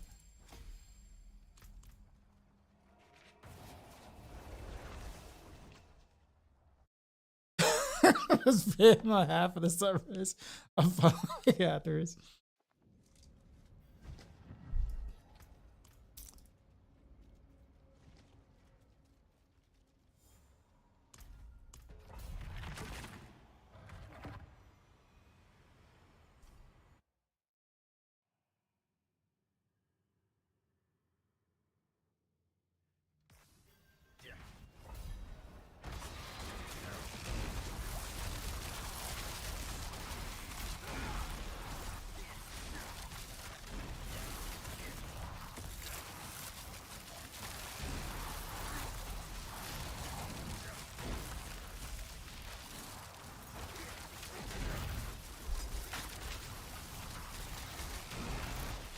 So maybe I do have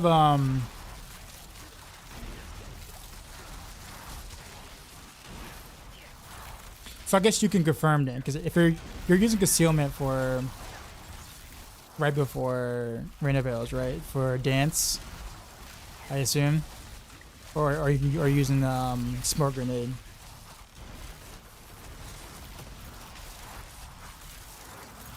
There's the reason why I'm asking, because smoke grenade worked, but I don't know about any of the subterfuge skills working. Now, I ask because smoke grenade has an animation, so if I can proc the dance legendary node without an animation, I can save like a shot, if that makes sense. I can save I can save one animation per rotation, and just cast smoke grenade when needed.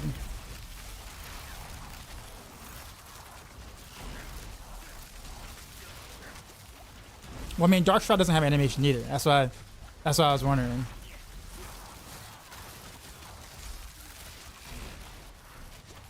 But, I mean, you're gonna get the 25%, or I guess in this setup, I get both, right? So I can do Smoke Grenade and Dark Shroud. So I still get the 25% from Smoke Grenade.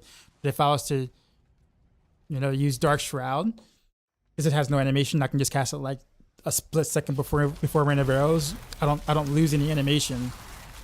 And I get my, Dark Shroud up, and I also get the dance buff.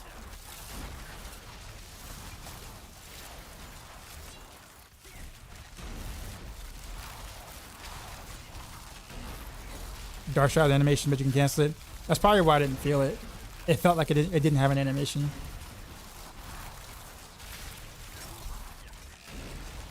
But I got Ava working on it, or at least I asked Ava if the subterfuge skills actually work. With that, I never confirmed it.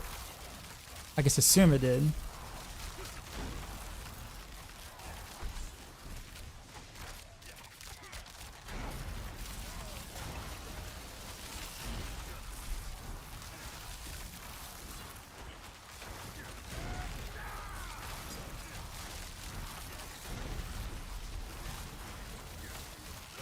Doing the same build, but you're sucking with energy. Do exclamation mark build and look at the facts section of the Rain of Rails guide.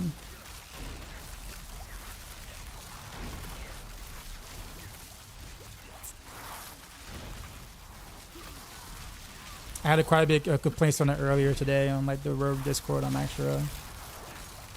So I updated the facts to include stuff.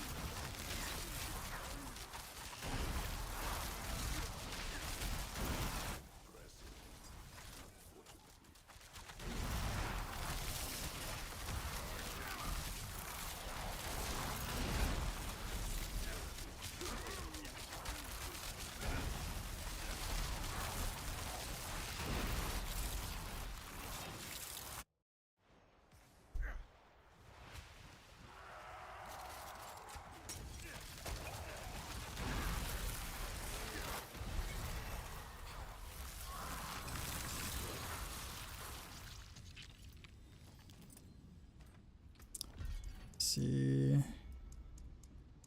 Take control to 15. Wait, where's my headhunter?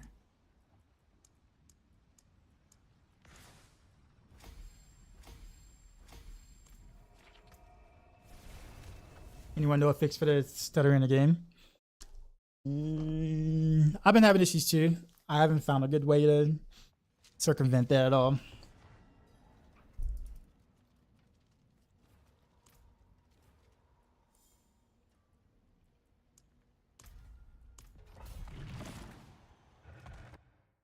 I believe I see a mistake in the Barrage Go guide. The ancestral build variant has retribution twice. It does. On which items? So I can check it.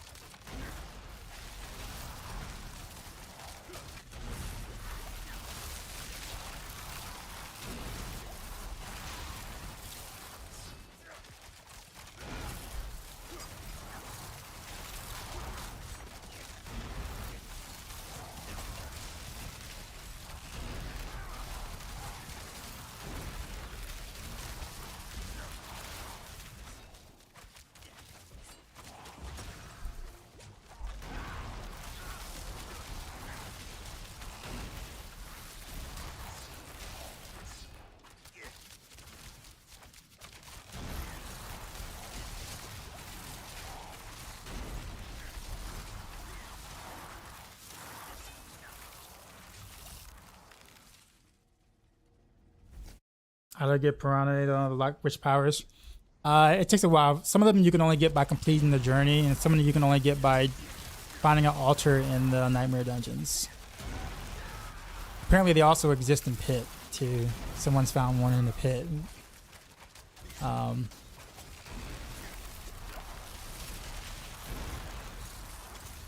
there's no... I'm just dead end.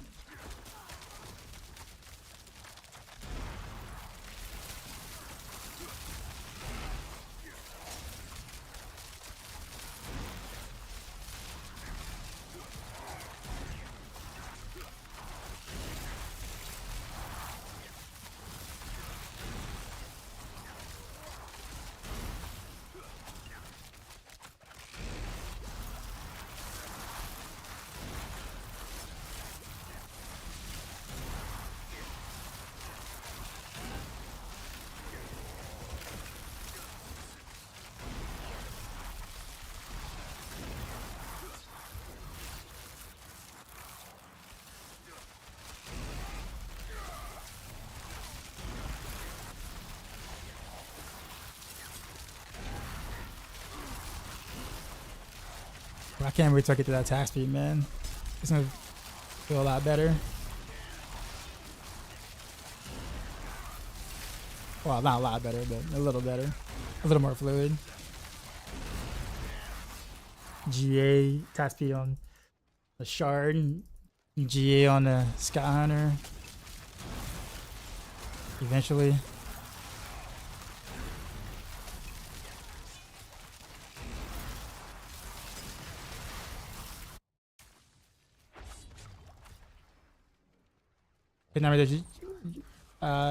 But better use the potion. What is a potion? I'm sorry. I saw someone say that, but I might have been picking up potions, but I have no idea what that potion is. Is it the this here? Draught of Whispers? Can you craft that? Like, are these craftable, or you have to find these?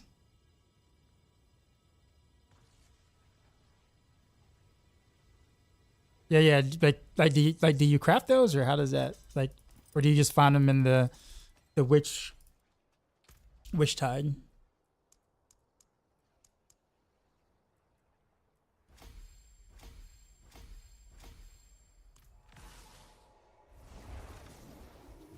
I only have one apparently, so just.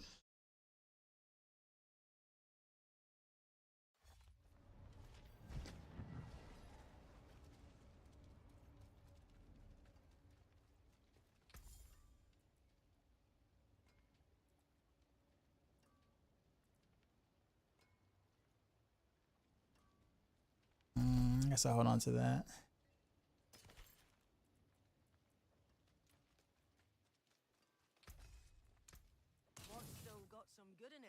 So I actually saw this group, this K-pop group, perform live at BlizzCon in 2023. It's actually pretty cool. Like, I actually really wasn't really, I won't say I wasn't a fan, but like, I didn't even know who they were like that until then. And they're really good performers. I'll put it that way. I was actually quite impressed. Not that pretty much Korean groups are gonna always, have that type of precision and whatever. But man, it was such a really good show. Yeah, like I can start looking up some of their songs or whatever like that, just out of respect. 'Cause I'm just like, they're damn good.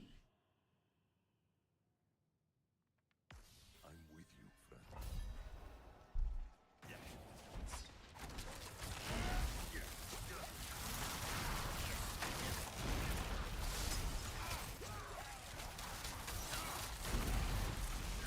You died there.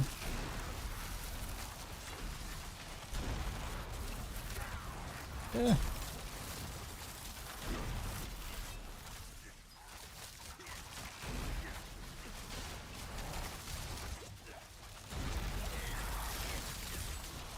Didn't know he dies a K-pop junior. I'm a musician, so I actually like all genres of music. Literally all genres of music. There's an artist or two or whatever in every genre that I can appreciate.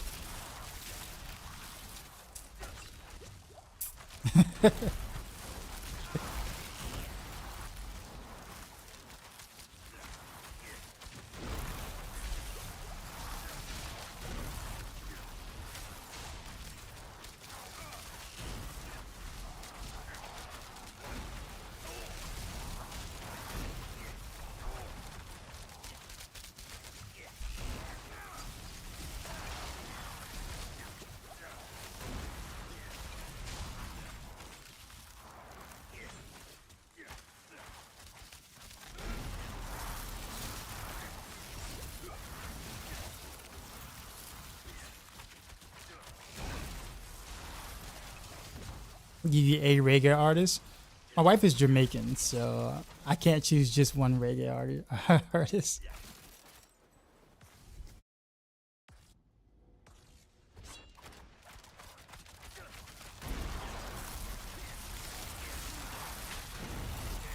I'm pretty sure she's probably around, so if I don't say her favorites.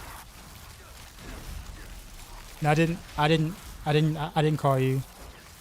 See? Y'all about to get me in trouble. He's trying to catch me up.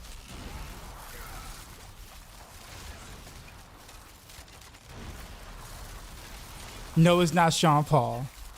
Cut it out. Sorry, y'all. Just laughing at me.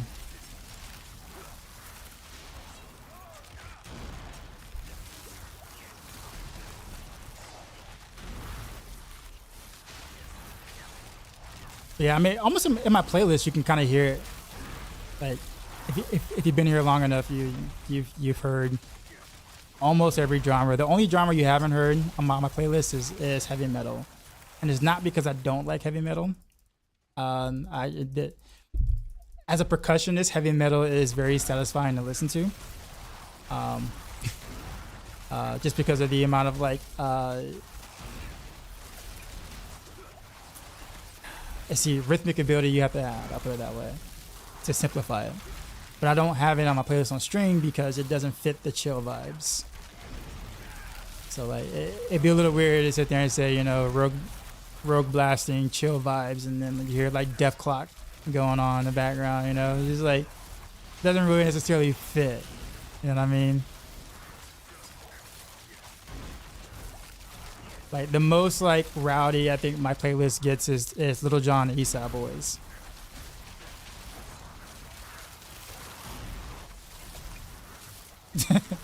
That's about as like rowdy / crunk as it gets here. Heavy metal is just a little too much for the stream vibe.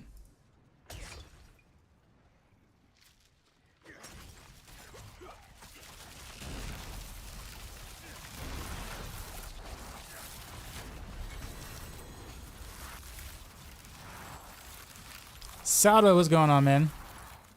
We got a 4GA Ashiras. Okay. 9.8%. Yo. Where did that drop for you? We get around.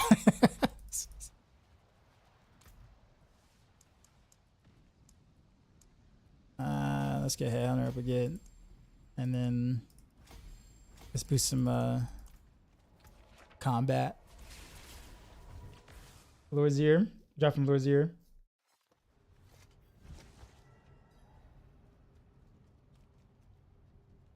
Typer, what's up, man? I'm gonna say it. I'm gonna tell you the same way that I tell everyone else. I know the internet. It blows the mind of people on the internet. But hear me out. Hear me out. I like both games. I enjoy Path of Exile 2. And I enjoy D4 for what they are. When I don't want to play one game, I'll play the other game.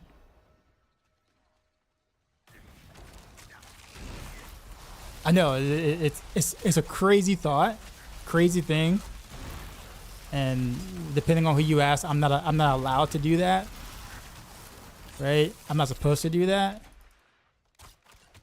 but that's what it is here.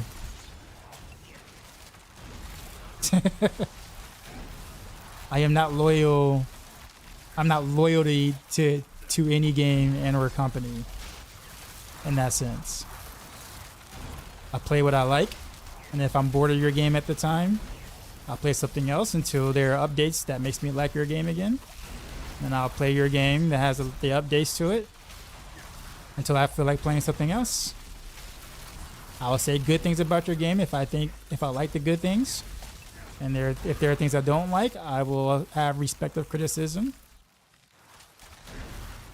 No matter what game it is, and life goes on.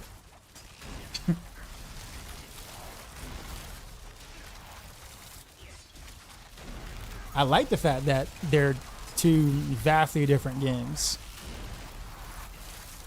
It means I can play the other game and be like, yo, this is a different experience. I like that. They have their problems, right? No game is perfect. But generally speaking, I can see myself playing both of them for some time. However, the game I'm most looking forward to right now is Monster Hunter Wilds. But it doesn't mean I don't like D4 or Path of Exile 2 anymore. It just means that I'm looking forward to Monster Hunter Wilds. That's all.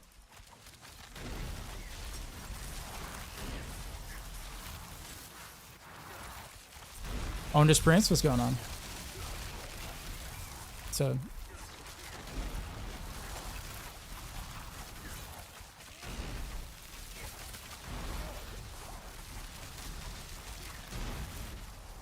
I'm like not doing this efficiently at all, but that's okay. Probably because I feel like I'm gonna die if I like walk past too many trash mods, because I'm like I'm not capped at all. So I'm just gonna get mollywop. And dying is more inefficient, since that means less glyph upgrades.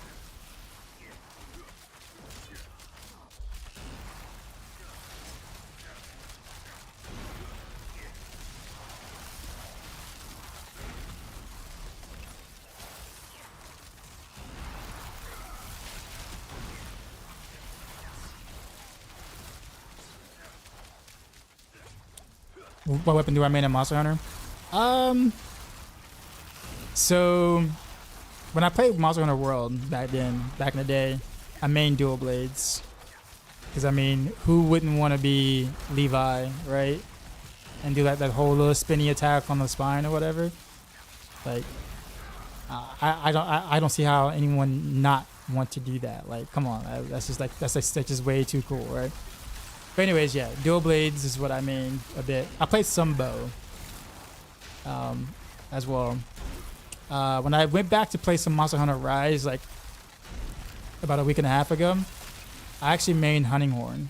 I actually like Hunting Horn a lot in Rise. So I did Hunting Horn and bow, basically, and light bow gun.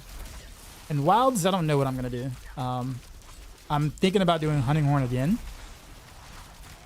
but I didn't play the beta. But I will play the beta in a couple of weeks when it comes back out. But if I like the gameplay of Hunting Horn, I'll do that. If not, I'll probably go back to bow.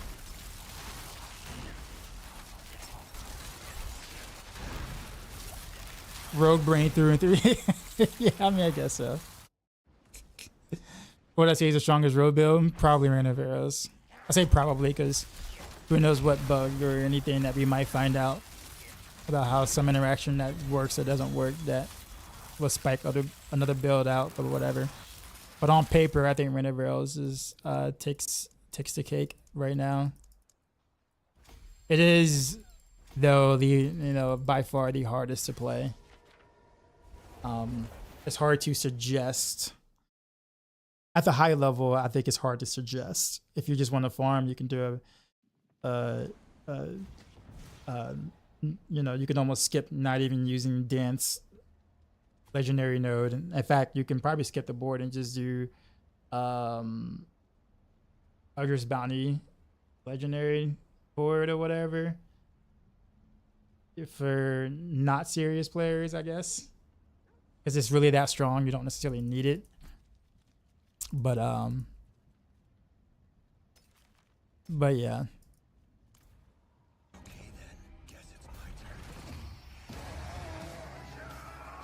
Anyone else want Mythic Drop Ray outside the boss to go up? Yeah, me too. Actually, yeah. Just a little bit. Val Tunes with the sub, appreciate you.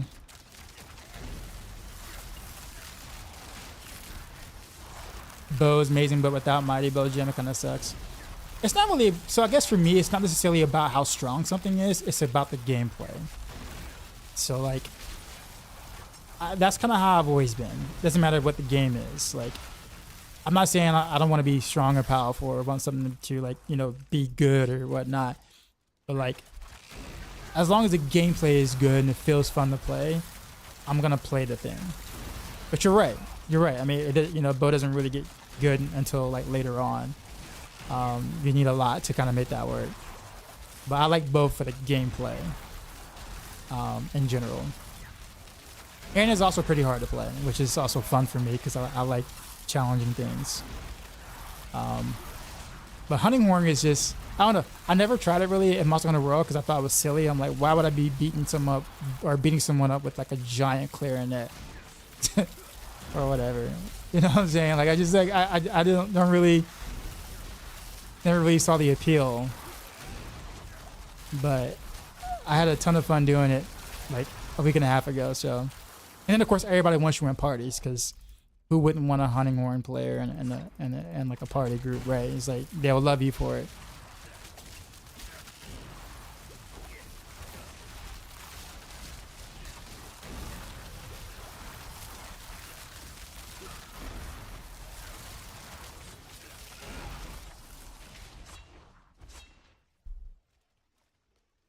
You're running arrows right now for push and just not speed farm. Yep, that makes sense.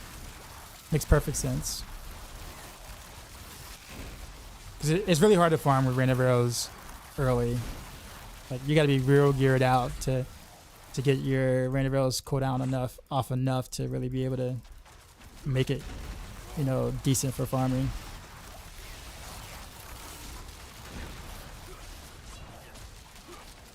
But other builds can just do it more efficiently in terms of like the T4 farming.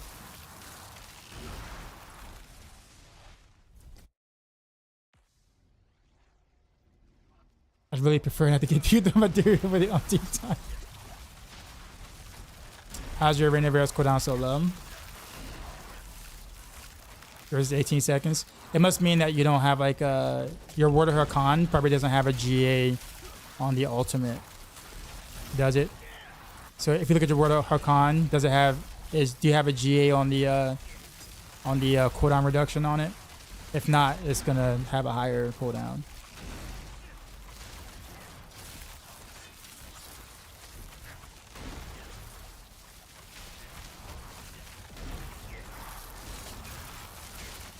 And you might have to like run like ultimate Renevail's cooldown on like a ring or something as well until you can get GA cooldown on the Hakan. I kind of have to do that myself.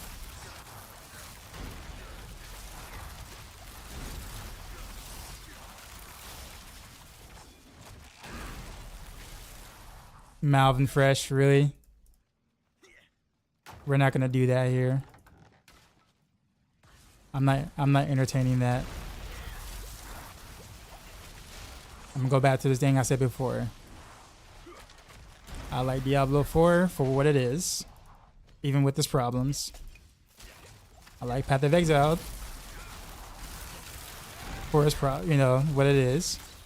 Well, not the original, but Path of Exile 2 for what it is, despite its problems. I'll be playing both.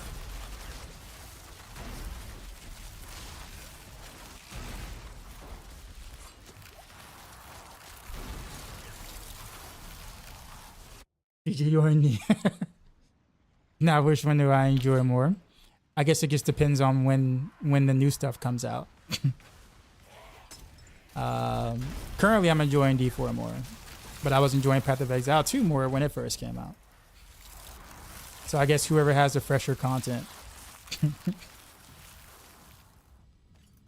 Meaning I like both games at the base. But at the moment, I don't really have anything else that I want to chase right now. Path of Exile 2. So, but when they do, when they add new things or things that affect builds and class stuff or class stuffs, then yeah, I'll be back. Yeah, I mean, I'm just being honest. I mean, I think the whole idea too is the fact that like there's the honeymoon stages of anything, like a new season, a new game. When something comes out, like it's always enamoring, right? Like when something you haven't played before and it's like, oh, this is cool. Hey, that's pretty cool. I didn't know I can do this. Hey, I'm learning this. Hey, this is a really cool thing, right? You're gonna always be more. You're gonna be more engaged if you like it because it's fresh and new, right? But once it's no longer fresh or new and you're past the honeymoon stage, it's kind of like, I salvaged the sword I wanted and the ring I wanted. Damn it. I thought I favored it, but I hit the wrong thing. Yeah, it's just like, you know what I'm saying? Like, it's, but I mean, that's how it's going to always be. Like with any game, there's going to always be a honeymoon stage. And there's always that, oh, this game is better than every other game, and this game is gonna like be the game of the year, and you know, blah blah blah. And then like 2 months later, you hear like nobody talking about that game anymore, right? But at the time, everyone was like, yo, this is the thing. This is gonna do this. Is gonna do that. It happened with almost every. I'll give you an example. It happened with almost every World of Warcraft killer. You remember how like every MMO that came out was like, oh, this is the new World of Warcraft killer. You see people jump over and play the new MMO. It's like, yo, this is so much fun. This is so much better than World of Warcraft. And then 3 months later, it's dead. And then like a year later, the servers drop. They go down. You know, they're done. You know, it's just like, yeah, the honeymoon stage was over, and then you start to realize what the other problems of that game has, and then you start to appreciate a little bit of what World of Warcraft is doing. Even if you don't like World of Warcraft, you're just like, well, at least they did this a little bit better. They did that I kind of like, you know. But you play so much of that you see the problems later on, but the new thing, you don't see the problems yet because you just got into it, right? So it's like, it's just one of those things where, you know, people really, really like jump on the honeymoon stages or something, and then, you know, have all these different types of like opinions and like, yo, this is so like this and so that. And I'm not saying it's not fun. I'm not saying it wasn't, you know, these things aren't good. I'm just saying like lasting power is a real thing, and not a lot of games really do that well. You know what I mean? Lassie Park was a good example actually too. I remember Lassie Park around this time last year. You know, it was going to be the Diablo 4 killer as well as the Path of Exile killer. I heard that too, which I thought was wild. But it's like, oh, it's like the perfect mix between both Diablo and Path of Exile. Why wouldn't you play Lassie Park? And Lassie Park has some huge numbers for the first month of release and stuff. And now no one's talking about it. Doesn't mean it's not a good game. It's just people moved on. But I promise you, I can look up all these YouTube videos of all these, you know, content creators, you know, saying how it's like the next best action RPG, right? And you know, obviously, those videos don't age well at all. But it's just this, you know. I'm just saying.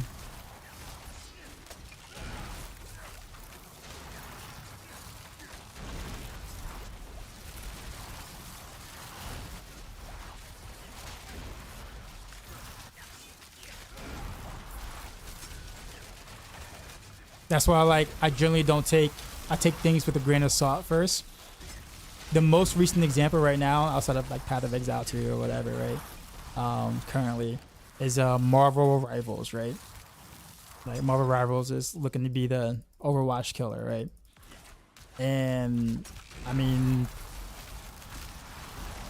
Marvel Rivals are doing things pretty well currently, and it's also got the Marvel IP, so people you know, can relate to the heroes a bit better and stuff. And there's just some things that Blizzard didn't even do with their games. And right now, there's just a lot of positive things to be said about Marvel Rivals, right? But just like with every other Blizzard game that was supposed to die from, you know, versus a different company, it's like, you know, it remains to be seen. Give it about 6 months and kind of see where it ends up, right? Because it is NetEase. It is NetEase, and you know, I think we know about NetEase as a company, or we should. But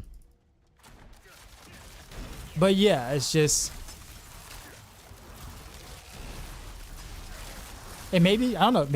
Maybe Marvel Rivals might be the first game that has actually been a Blizzard game killer ever. Like it might be. It could be the first one ever.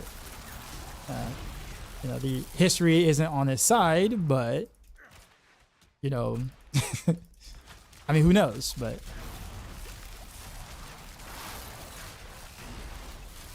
I mean, Overwatch was dead before before Rivals.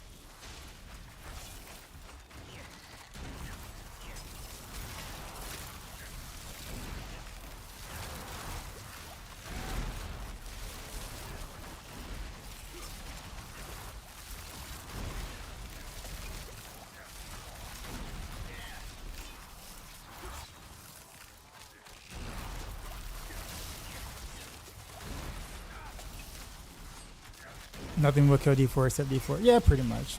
Nothing will really kill a Blizzard game, but a Blizzard game usually. That's kind of how that works. Like Blizzard has to kill it. Has to kill it themselves. And, outside sources isn't gonna do it in.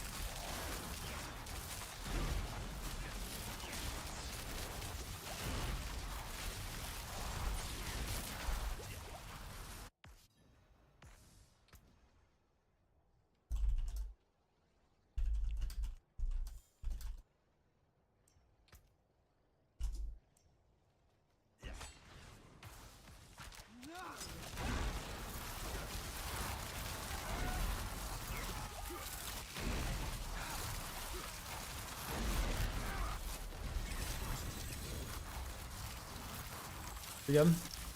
By the way, I'm playing Dance of Knives. Notice how low T3s is worth learning a lot. I can masterwork and stuff. The fan is fan even good enough for T4? Oh yeah. I mean yeah. I mean Mippy's doing it. Woody Joe, who's was ahead of anyone else in Paragon from what I know, did Dance of Knives in T4. So the answer is yeah. Dance of Knives is just the best farming build, period. So what's the max Paragon level? 300. How do I feel about Twisting Blades this season?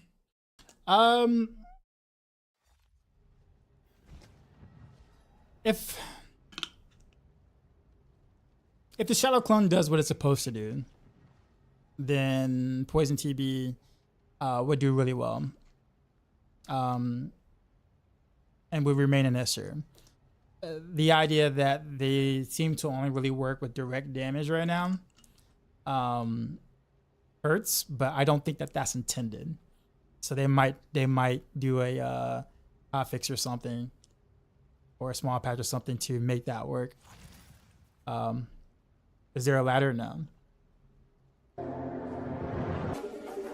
Yo, Dark Side, Macro with we the just rain. got raided, son. You know how we do. Drop my new Should've beats for kept my these new glasses on. viewers.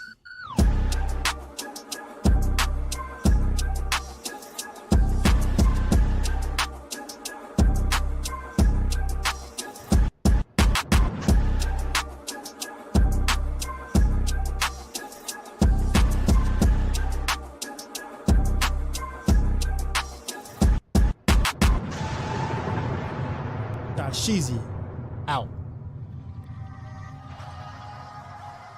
I lost my 3D transform Macro effect by a in boy raided my OBS, so stream I can no with longer get a mirror effect. 367 views. You're still tired? Yeah. My power went out last night, so my stream cut out early at 12 hours in, and I couldn't play for like another 13 hours because power was out. So I feel like I'm like super behind. But we're doing the thing though. We're doing the thing. It just extends the life of the season for me, I guess, slightly by a day. Jay Comedy, what's up, man? But what up? All the peeps that have just joined here. I am Dioxide. For those who don't know, I do rogue stuff, Maxroll rogue guide things. Run a pretty chill environment here. That's pretty much it. Did I get the free storm too? I did. Yeah.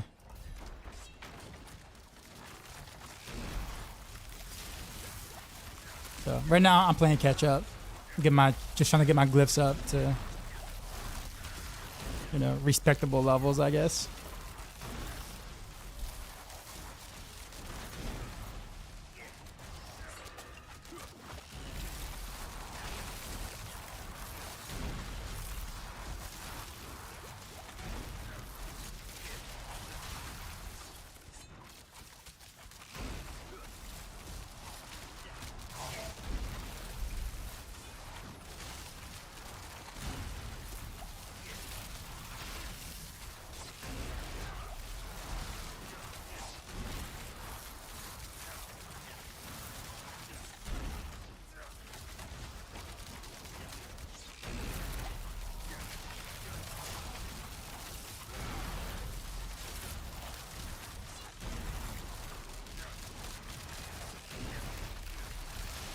I guess I could do it like that too.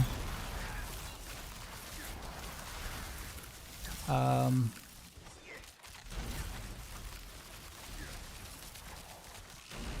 guess in the farmer scenario, where I just cast dash and then rain of arrows basically.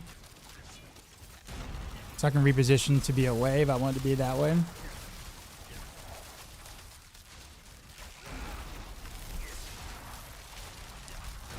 To get the dance buff too. I guess there are different ways to do it.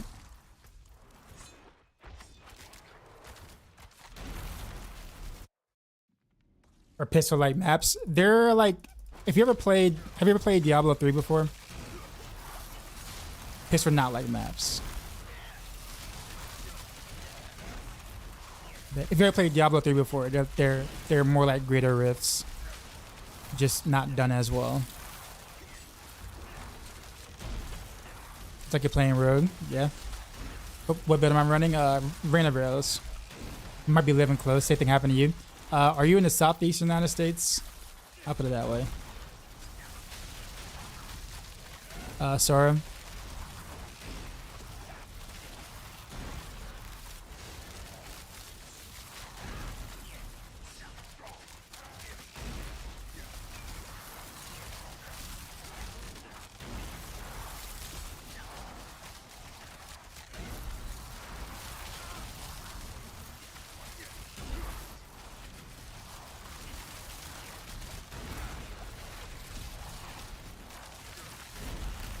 Yeah. I mean, I don't really mind pits for like speed farming. I think that's okay. It's the higher level pits that really bother me.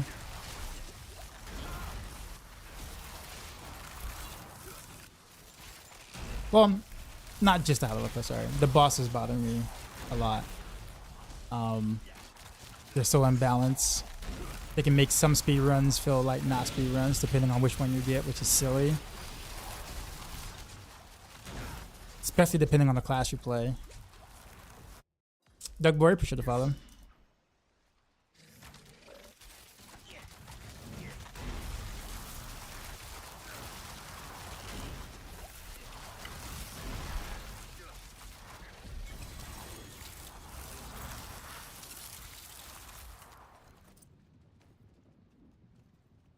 So you can't buy gear? No. No.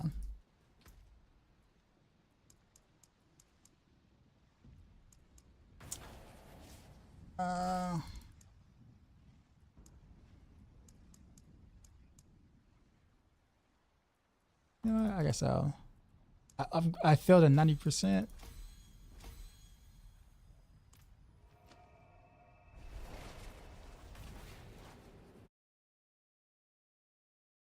was about to raid you with 2 viewers just to see the dance again.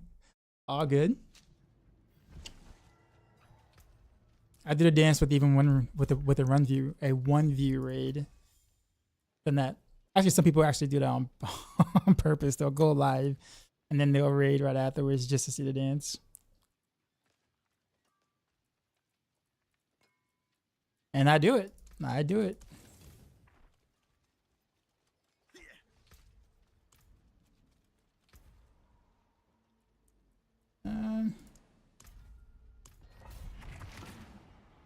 Go just a teeny bit higher.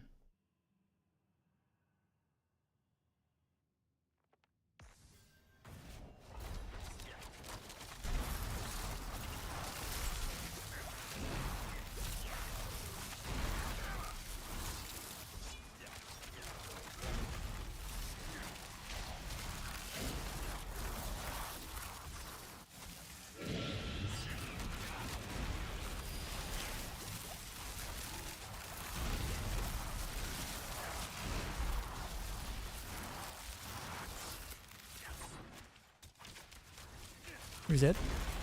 Is that Kazina? Kazinia? Kazinia, right? Appreciate the follow.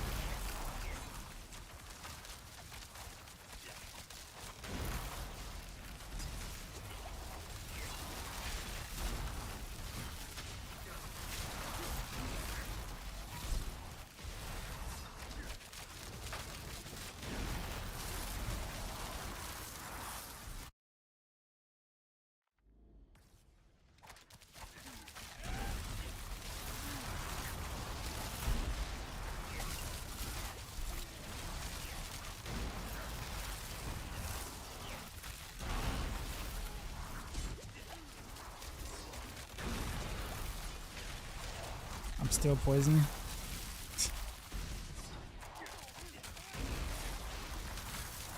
You love this song?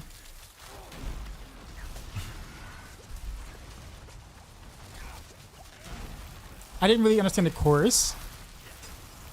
I swore he was saying, lick your bum, is what I thought he was saying at first. You hear it? Listen to it. Yeah, see? I swore that that's what he was saying at first. And like I could never unhear it.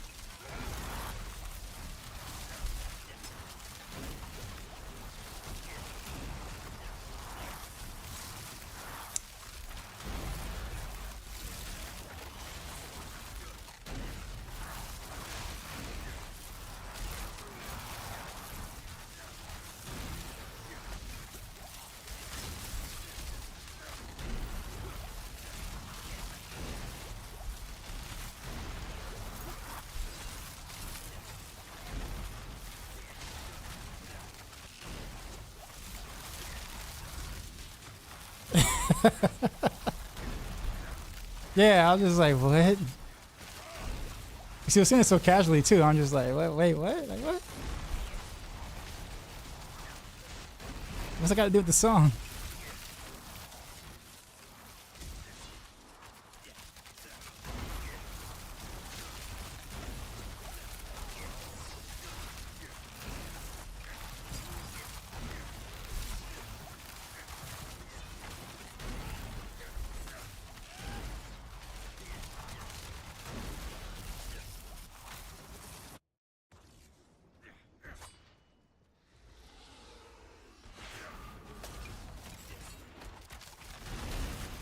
Yeah, happy to see this. I'm doing a Dance of Knives to 16 random arrows.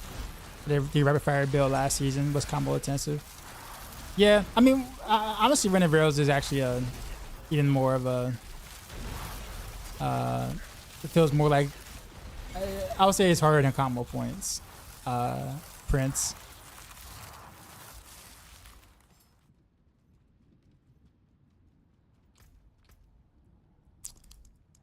But it's strong. I mean, it hits hard. It's strong. Like it's really strong. It's just very involving. I'll put it that way.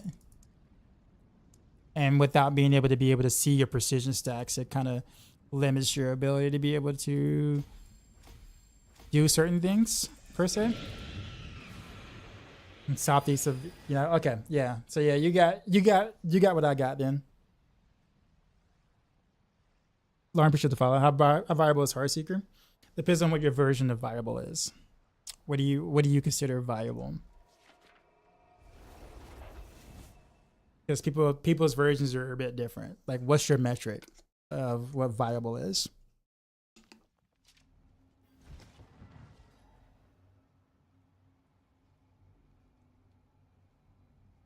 What's the best leveling build? Dance of Knives.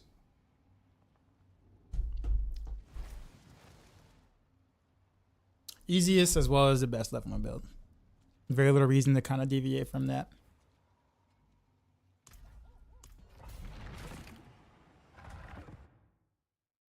I can blast T4 and Horse Tail. Oh, well then yes. Heartseekers does very well with that.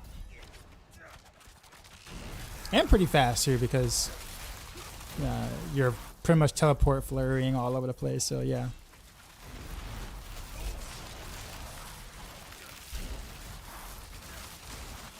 And the clone is actually useful for that build.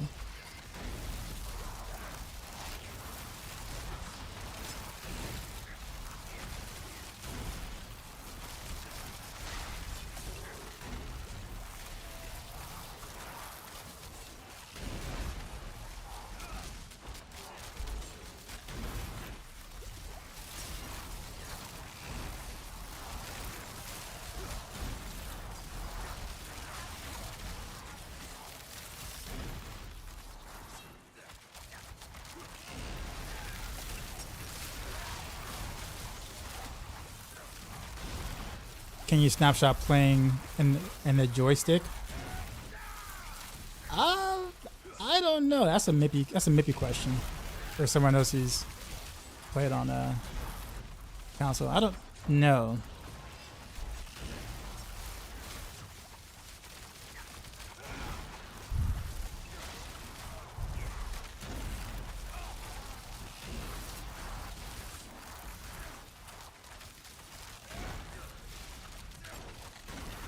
There you go. From the man himself.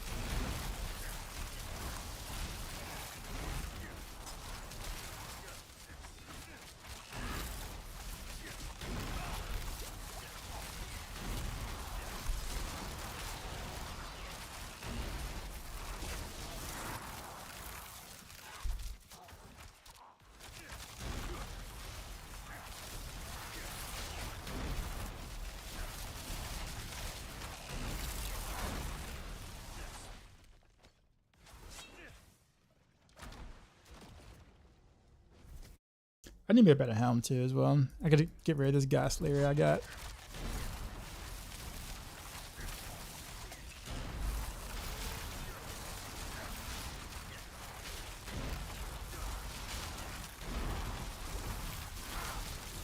Is there a way to do boss rotas later?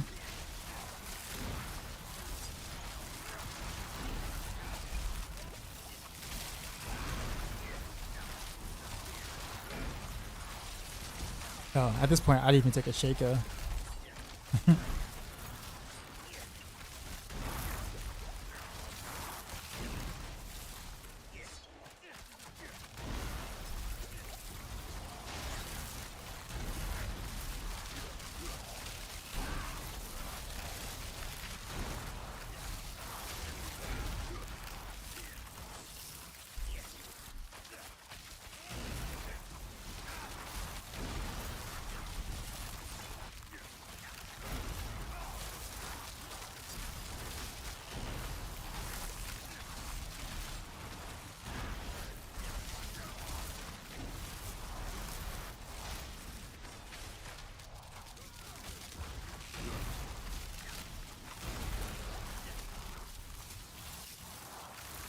I wonder what makes my render rails reset instantly. That's like every now and then, like I'll have another cast of render rails just like lined up waiting.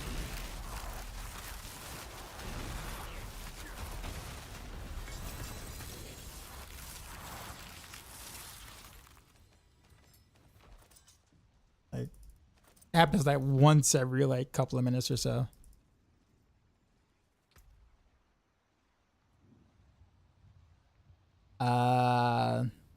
Either is fine. Is Northward a teacher too?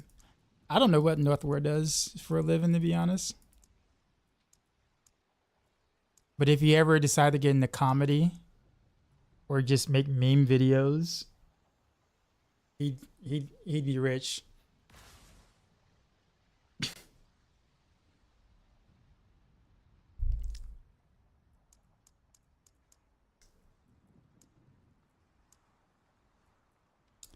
Versatility.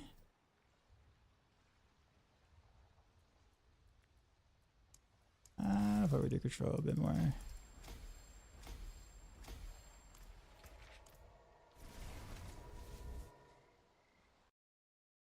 Even question T1 with this and Nazar crap gear and bad Paragon setup. Whatchamacallit?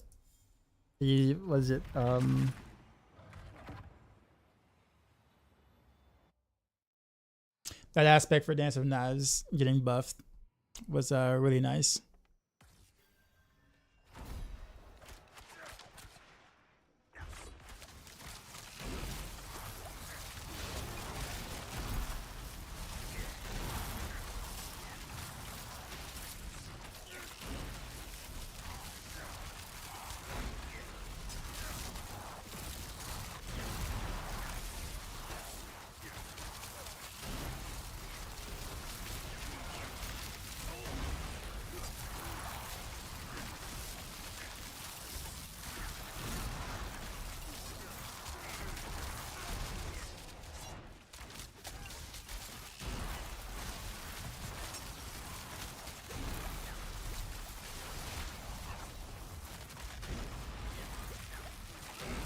Remember the face preparation.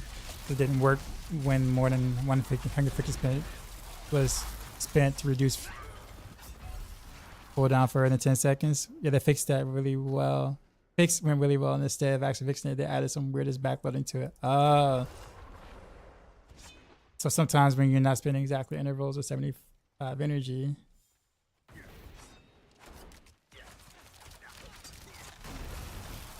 interesting. So I'm just kind of getting it back later, and there's no way to like predict it.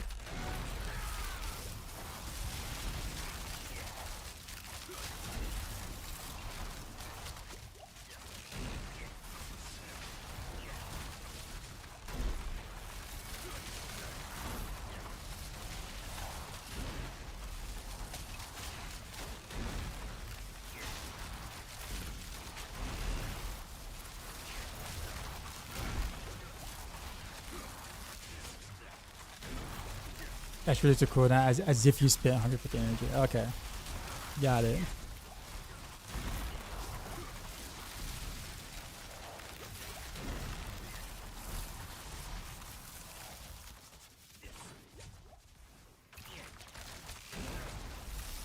I mean, it was like that last season, right?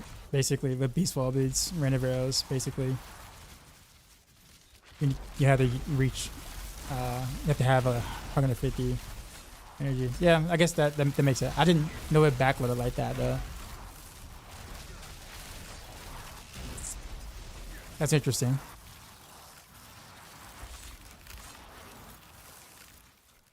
I mean, it's not really helpful, but it's interesting.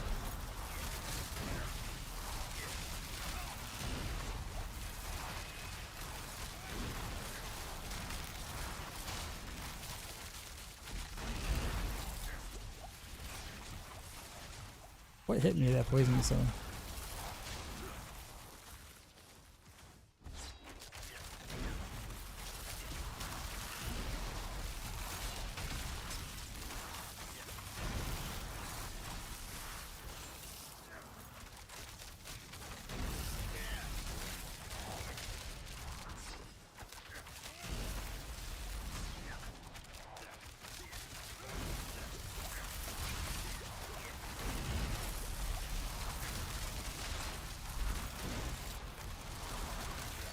Right now, I don't trust my damage enough to just leave the mobs there and then go.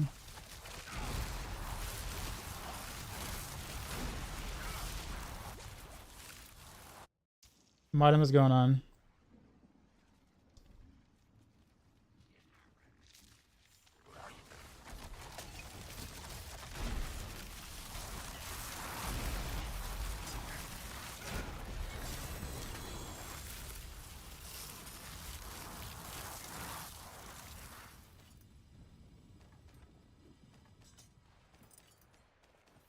Oh yeah, there is that too. I kind of forgot about that. That's very true. That yeah, I absolutely forgot about that.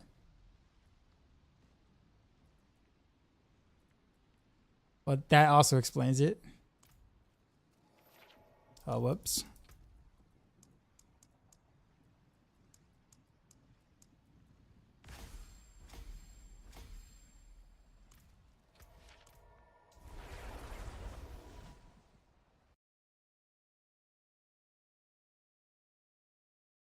We'll do a couple more pages and then we'll switch it up to something different.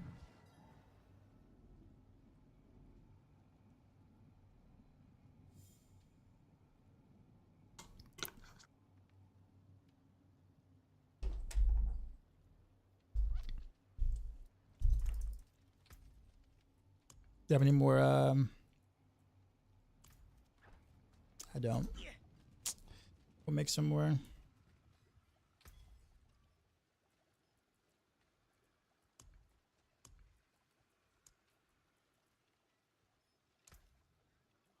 Suppose I have this many mass already.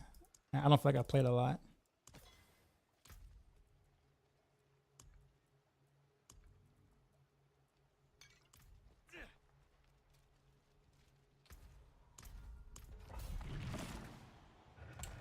What exactly does the key passive alchemical mixture scale with? There really isn't a poison or cold damage stat. It's a scale with damage over time, damage to frozen enemies. It scales with like imbuement damage, damage with imbue, those kind of things.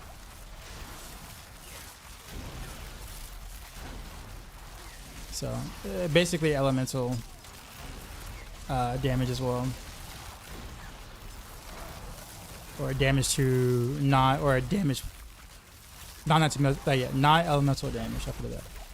Oh, sorry, elemental damage, not elemental. So like things like canny, for example, that gives buffs to elemental damage.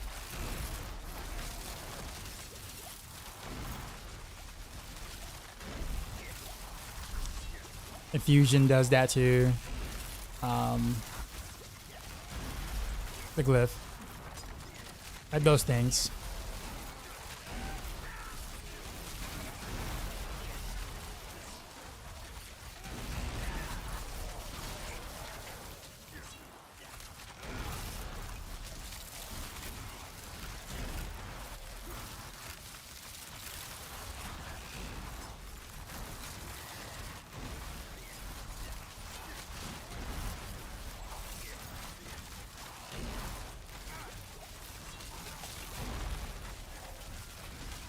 Speaking of which, is Twist and Blaze on Maxroll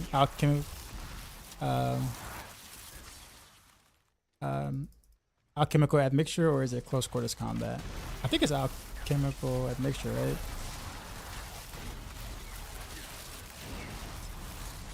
I haven't really checked, to be honest.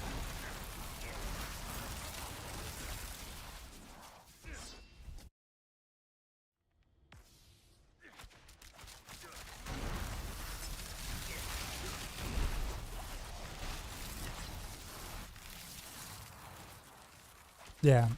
So yeah. If you want an idea of how to scale it, I would look at the Twist and Blaze Maxroll guide.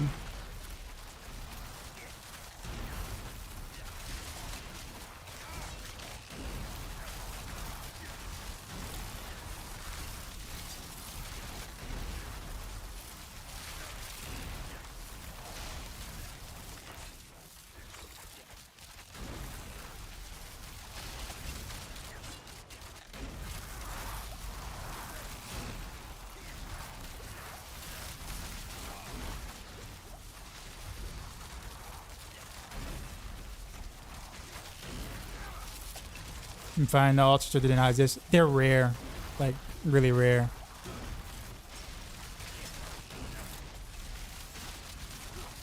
The altars, the gems, the occult gems, they're rare.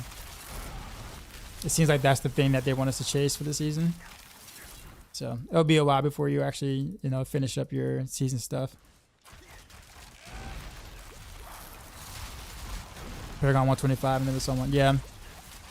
That's because it's definitely easier to Paragon up than it is to find one of those. But that isn't really saying much though. Getting the 125 is actually really quick.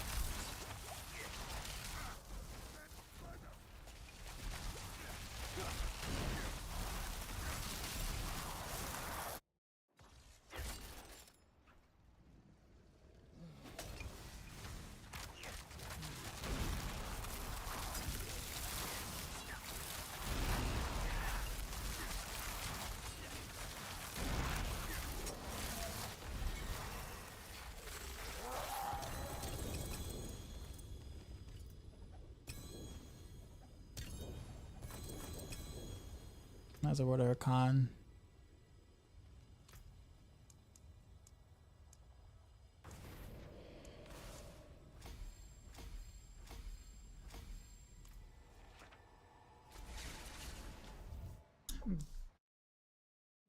Do I by any chance have a word of Hakan extra? Just a regular one? Because I think what I saw on the ground just now, it was a word of Hakan. I could pick that up and give it to you. I have no idea what it looks like. But if you just want one, yeah, I can just give you that one.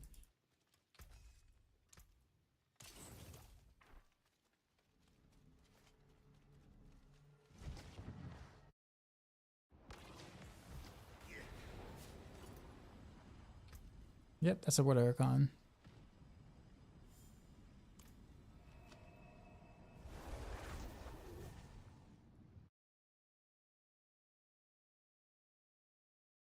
Is that okay, Cope?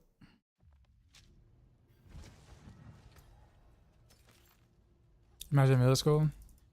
I'm trying to remember how old I was when this came out. How old are you, Twisted? All right. What's your gaming tag, Cope?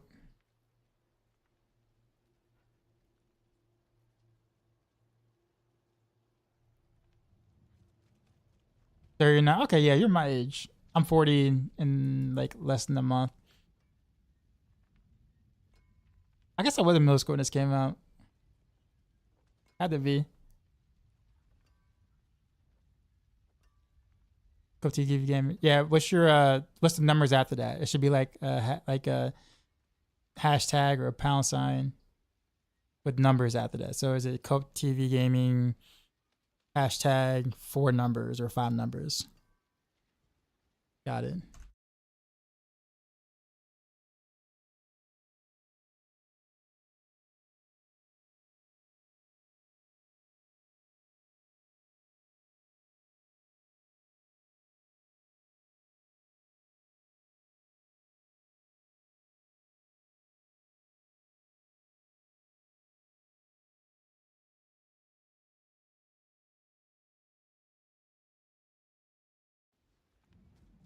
So wait, I don't understand something. You have to do Nightmare Dungeons first to get the second pit. You can actually get it from other places, but Nightmare Dungeon gives you by far the most. Outside of Inferno Horrors, but Inferno Horrors are rare and early on. Yo, Dark Side, we just got raided, Elena son. with raid. You know how we do. Drop my new beat for these new viewers.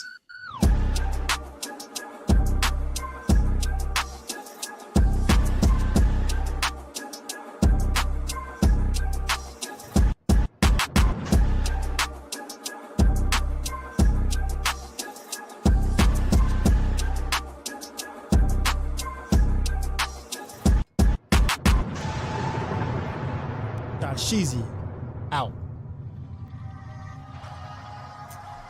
What is going on? It's been a minute. Rated my stream with 63 viewers. I've seen Endo. I saw Endo was here a bit earlier. Was it yesterday? I think it was.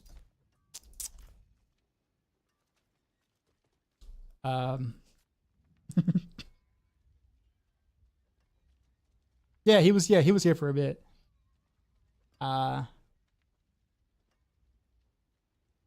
But how's it going though? How's it going? He got waxed live? What? Oh yeah. I heard about how that was supposed to happen. I didn't see it though, but like I heard it was going to happen. I was like, okay, but what bet did he lose there for that one? Cope, I'm coming to you, Cope. Right here, sir. Hey, there we go. There we go. Who was asking about the Scoundrel's Kiss? I think I might have one.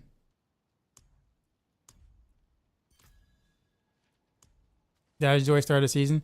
I had a power outage like at night, so I only played like 11 hours. I know that probably sounds like a lot to some people, but I was planning on playing like 19 or 20 hours, but I wasn't feeling well anyway. So I think it was just the world telling me, hey, go to bed, take some medicine, go to bed.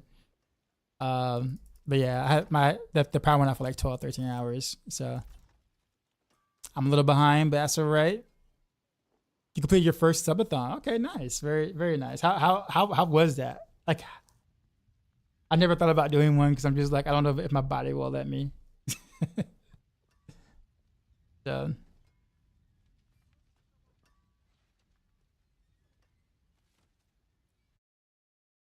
but I hope you're doing well though. Who was it? There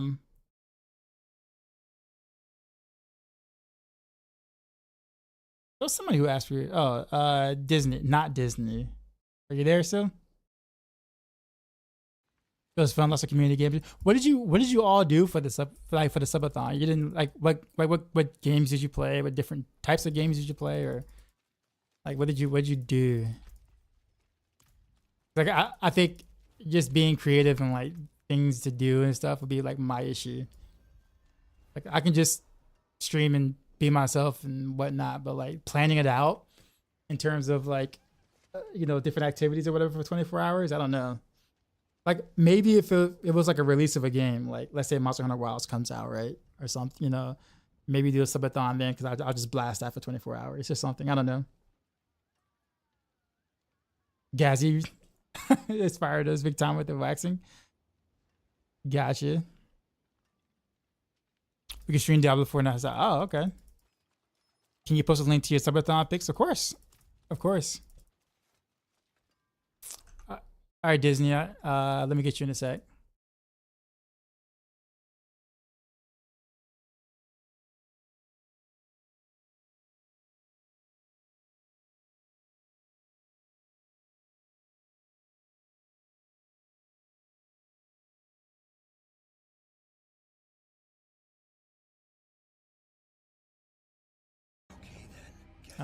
I'm lagging.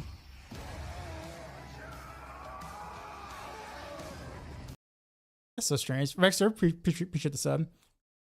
Why did not let me send you a request?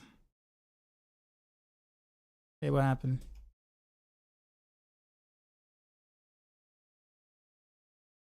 Oh, that's because I spelled it wrong. How'd you get the name Rogue? Like Rogue wasn't taken as a as a Valorant name? That's weird. You had to eat ghost, scorpion, and pepper ramen. It was intense. I can't do any like I can't do spicy. I'm bad. I'm bad with that.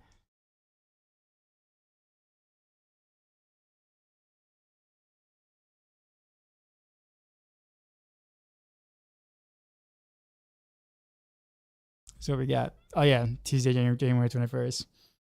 Write something embarrassing on X, 25 subs, 50 subs, Diablo Ultimate Edition giveaway. Okay. Movie night, Discord, let's get wicked. Let's watch Wicked. Sorry, let's get wicked. Spicy challenge, I ate very spicy. Okay, so you got the 100 subs, definitely, because you did the thing, right? Did you eat this on stream? Did you do it on stream?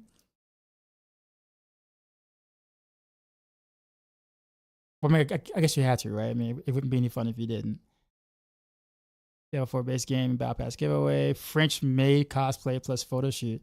Did you reach that too? Oh, I guess you did because Endo had to wax his arms and legs. Will be recorded. Okay, nice. That's actually quite a bit of subs for a 24-hour stream. That's cool. Pick a tasteful cosplay from Sense Cosplay. Give Endo a full shave mohawk. So we didn't. Did you get this far? Okay, so you did get this far. So you did get a full shave and a mohawk color. Okay, wow. Poor Endo. The first tattoo. He gets a mohawk this week. Good. Ultimate Edition Battle Pass. Giveaway. Okay.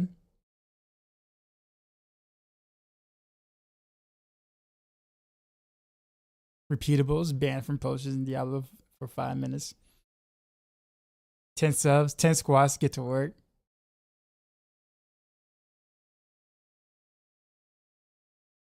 Almost got to Ellie face reveal.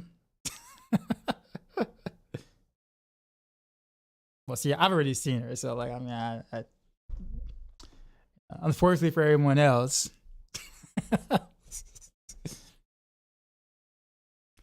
But anyways, that's cool though.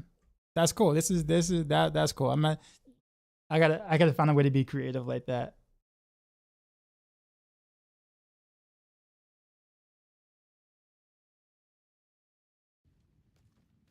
All right, Rogue, are you there?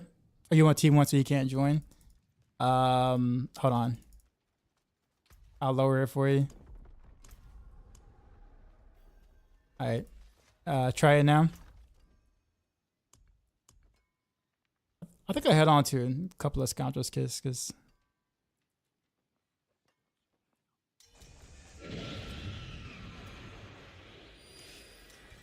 I wonder why it was disabled. I wonder if they changed anything about it. I haven't tested it this season yet. Or Nail, appreciate the follow. This one will probably be more creative. Maybe not 24 hours. I mean, it seemed like it worked well for you though.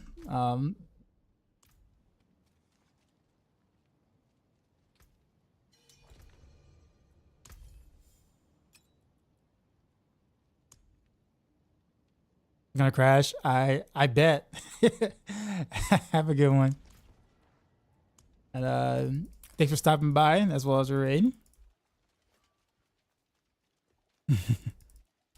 Can you see my hook on? This is it so far.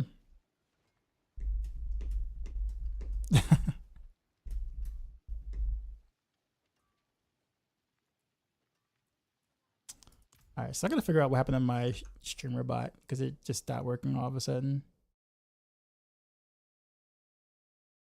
Let me go fix that real quick. Platforms, YouTube account.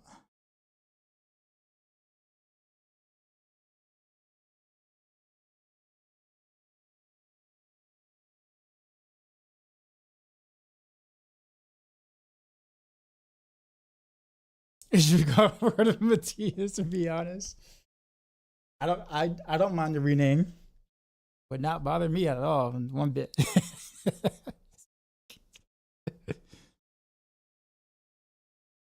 All right, let me see if the thing works.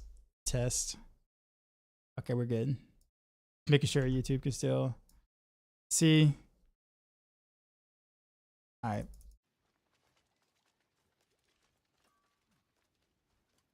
All right, back to a few more pits, I guess, and then we'll switch it up and do something different. Also spend my Paragon points. Sorry, I want to ask again, why do we have damage on distance enemies instead of crit damage on gear? And they find the information in the guide. I probably need to, because like the game that like the patch kind of says it, but not really.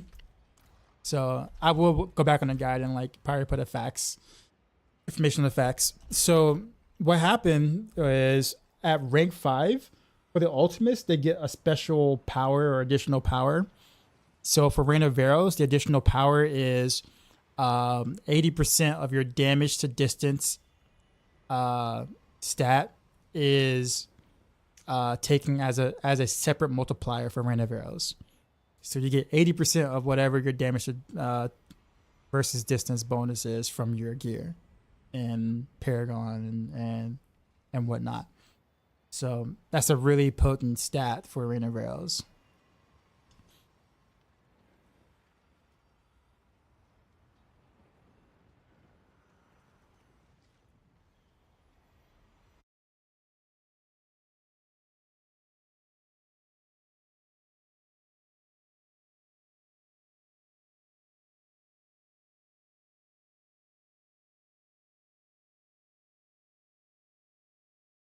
Am I still here?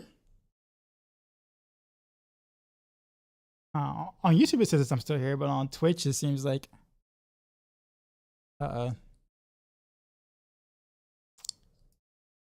no. What?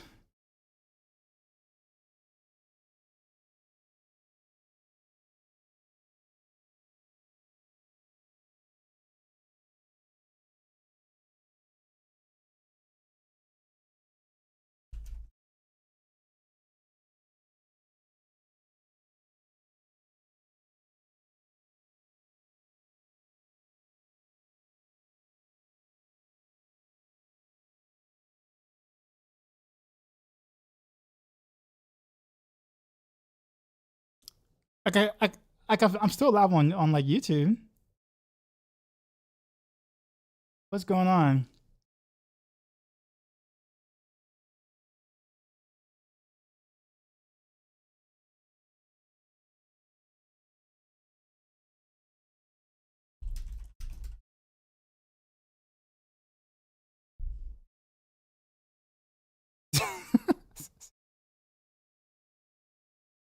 That's so weird.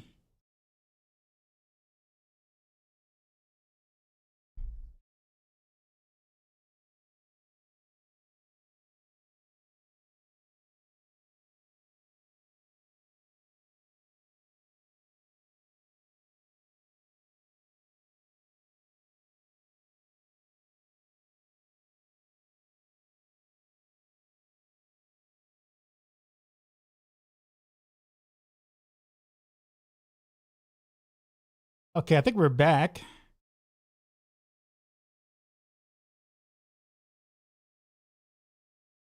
That's so weird. Like, what? OBS was like literally just Twitch just stopped, but apparently YouTube didn't stop. Like the YouTube stream didn't stop. So like okay.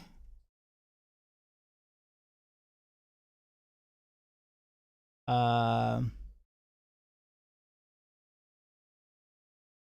I don't know why that happened. Oh man, rip viewers though. I hate when that happens. Anyways, who's here? Vladimir, are you here still? I was like in the middle of me explaining something, and then Twitch decided to go away. All right, so it's Vlad. So it's Vladimir's fault, right? Is that what we're saying? No more questions for you, sir. No, I'm kidding. So, anyways, repeating the information I just said. Every ultimate gets a new power associated with it when you reach rank 5. And for Rain of Arrows, is basically distant damage bonus, which is what you see here. So right above modifiers, you see a thing that says distant damage bonus, and you see 381.6%. That's a multiplier. And it's based off of how much distant damage I have on my gear as well as Paragon. So it used to be we got 100% of it in PTR, and that was nuts. They nerfed it to 80% on live, but it's still not much of a nerf at all. It's not that big of a nerf. So it's still really potent and powerful. So that's why. I probably should make that more clear in the guide, but I just forgot that there's no information out there about it. I think people were probably thinking because it has to do with the amulet with the distant damage thing here, but it doesn't at all. Curious if you have disconnect protection enabled on Switch. I do. That's on by default, really. I'm just wondering why it gets decided to just all of a sudden just stop. It wasn't even like a like internet, not being stable. Because again, I was still live on YouTube. Like nothing happened on my YouTube. Everything is fine. There. So it's not a connection issue.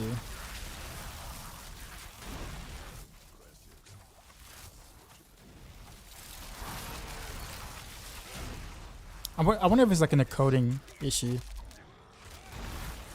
Like an encoder issue. That'd be the only thing that would make sense to me.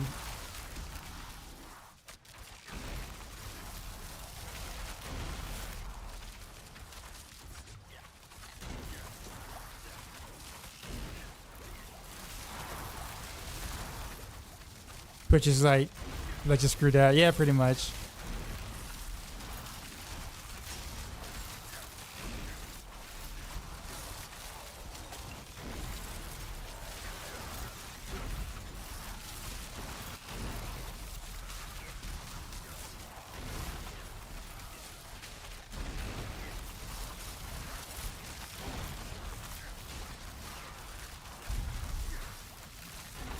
Yo, lightning is still way overturned. Are they gonna ever like fix that, or how was Shadow Imbue pin shot fare this season? I don't think there's really any reason to go Shadow Imbuement, honestly, on anything. Well, not anything. Let me phrase that.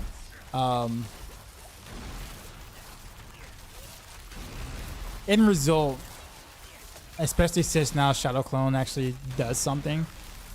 Since you have a Shadow Clone that mimics what you're doing and does most of the damage that you do still on direct damage builds, then there's really not much of a reason to use, there's less of a reason to use Shadow Imbuement since you have something else to also help you with AoE clear. You can, I mean, if you want to, like if you just want to, you can, sure.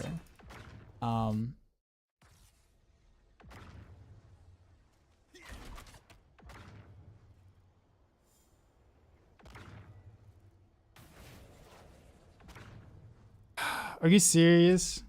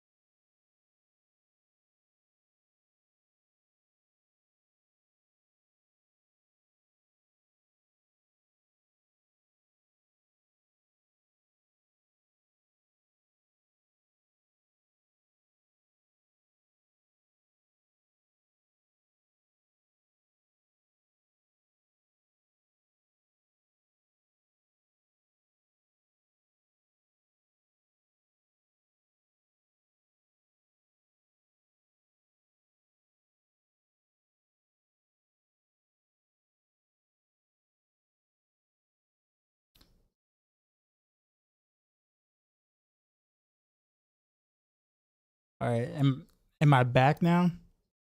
It's the second time. It's seeming like OBS is not liking Invent encoder right now for some reason. It's the first time it ever gave me a message to tell me that it's not liking that encoder, which I don't understand. I haven't had those kind of issues with it before. So why now?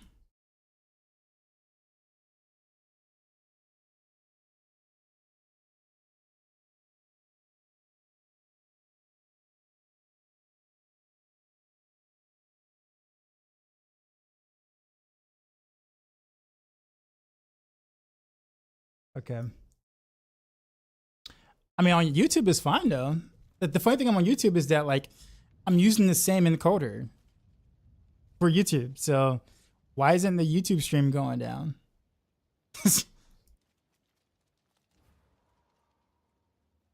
Probably the VRAM, but I mean, I'm playing on medium settings though.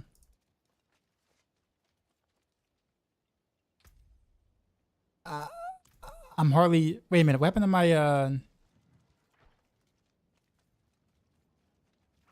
Yo, what happened to my riff? My pit. That thing. I didn't leave it completely, did I?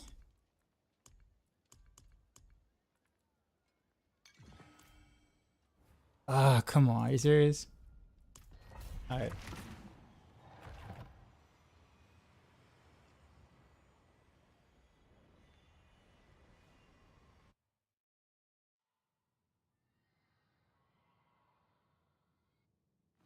I don't have to do a restart though, because then I'll lose all my YouTube viewers too. I've already lost like over half the raids I've gotten so far just because of the two encoder issue things or whatever. But I mean, again, I guess it shouldn't be VRAM though. I mean, I have a 4080, so 16 gigs of VRAM. It should be plenty. Considering that people have streamed for long periods of time before in the past with on video cards with half that VRAM. So like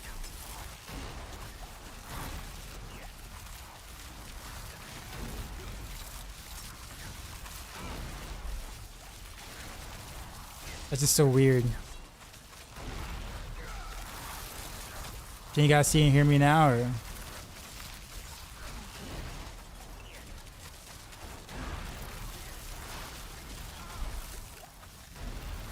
I guess for next stream, I'm gonna have to like try to troubleshoot it offline.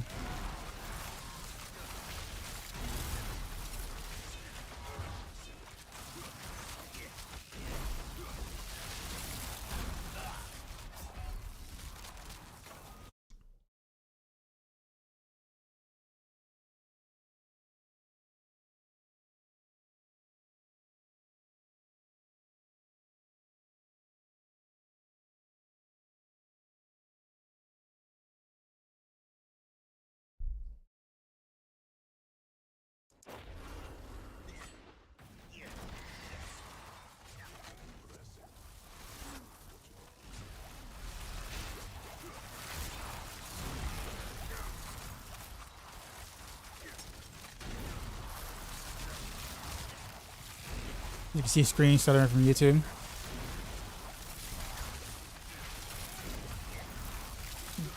It says escalate connection on my side though. Strange.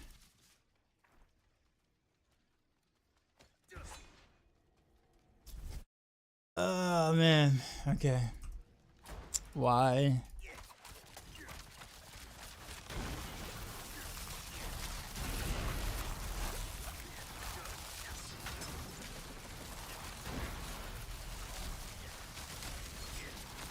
Is the blast screen the small loading icon several refreshes right now for you?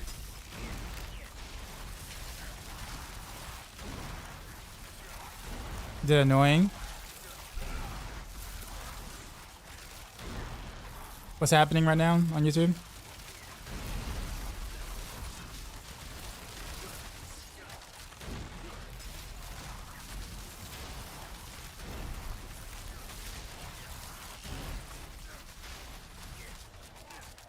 No video.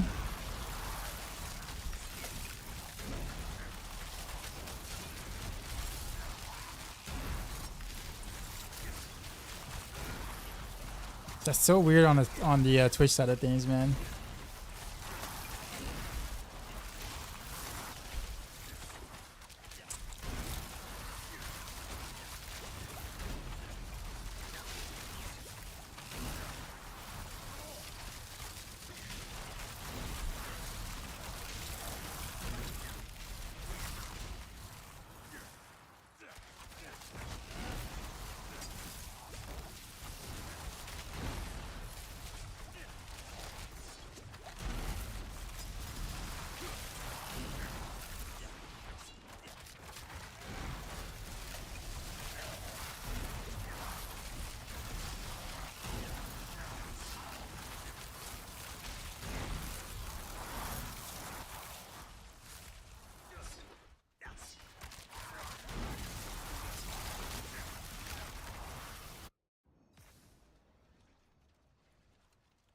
You said same black with spinner on Twitch, so you can't see it on Twitch right now?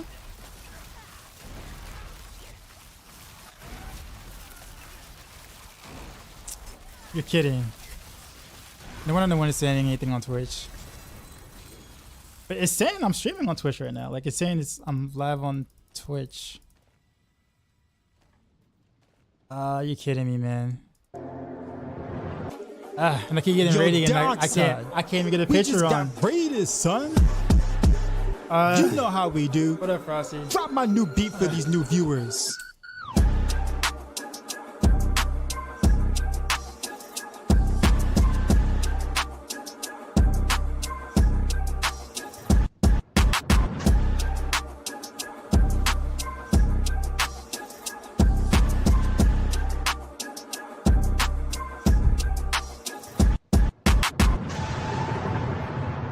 Sheezy. Out. It's not even internet issues. Frost I'm live on rated my I'm stream live on with YouTube 13 right now. views. I'm live on YouTube right now, so it's not the internet. Unless YouTube doesn't require your internet.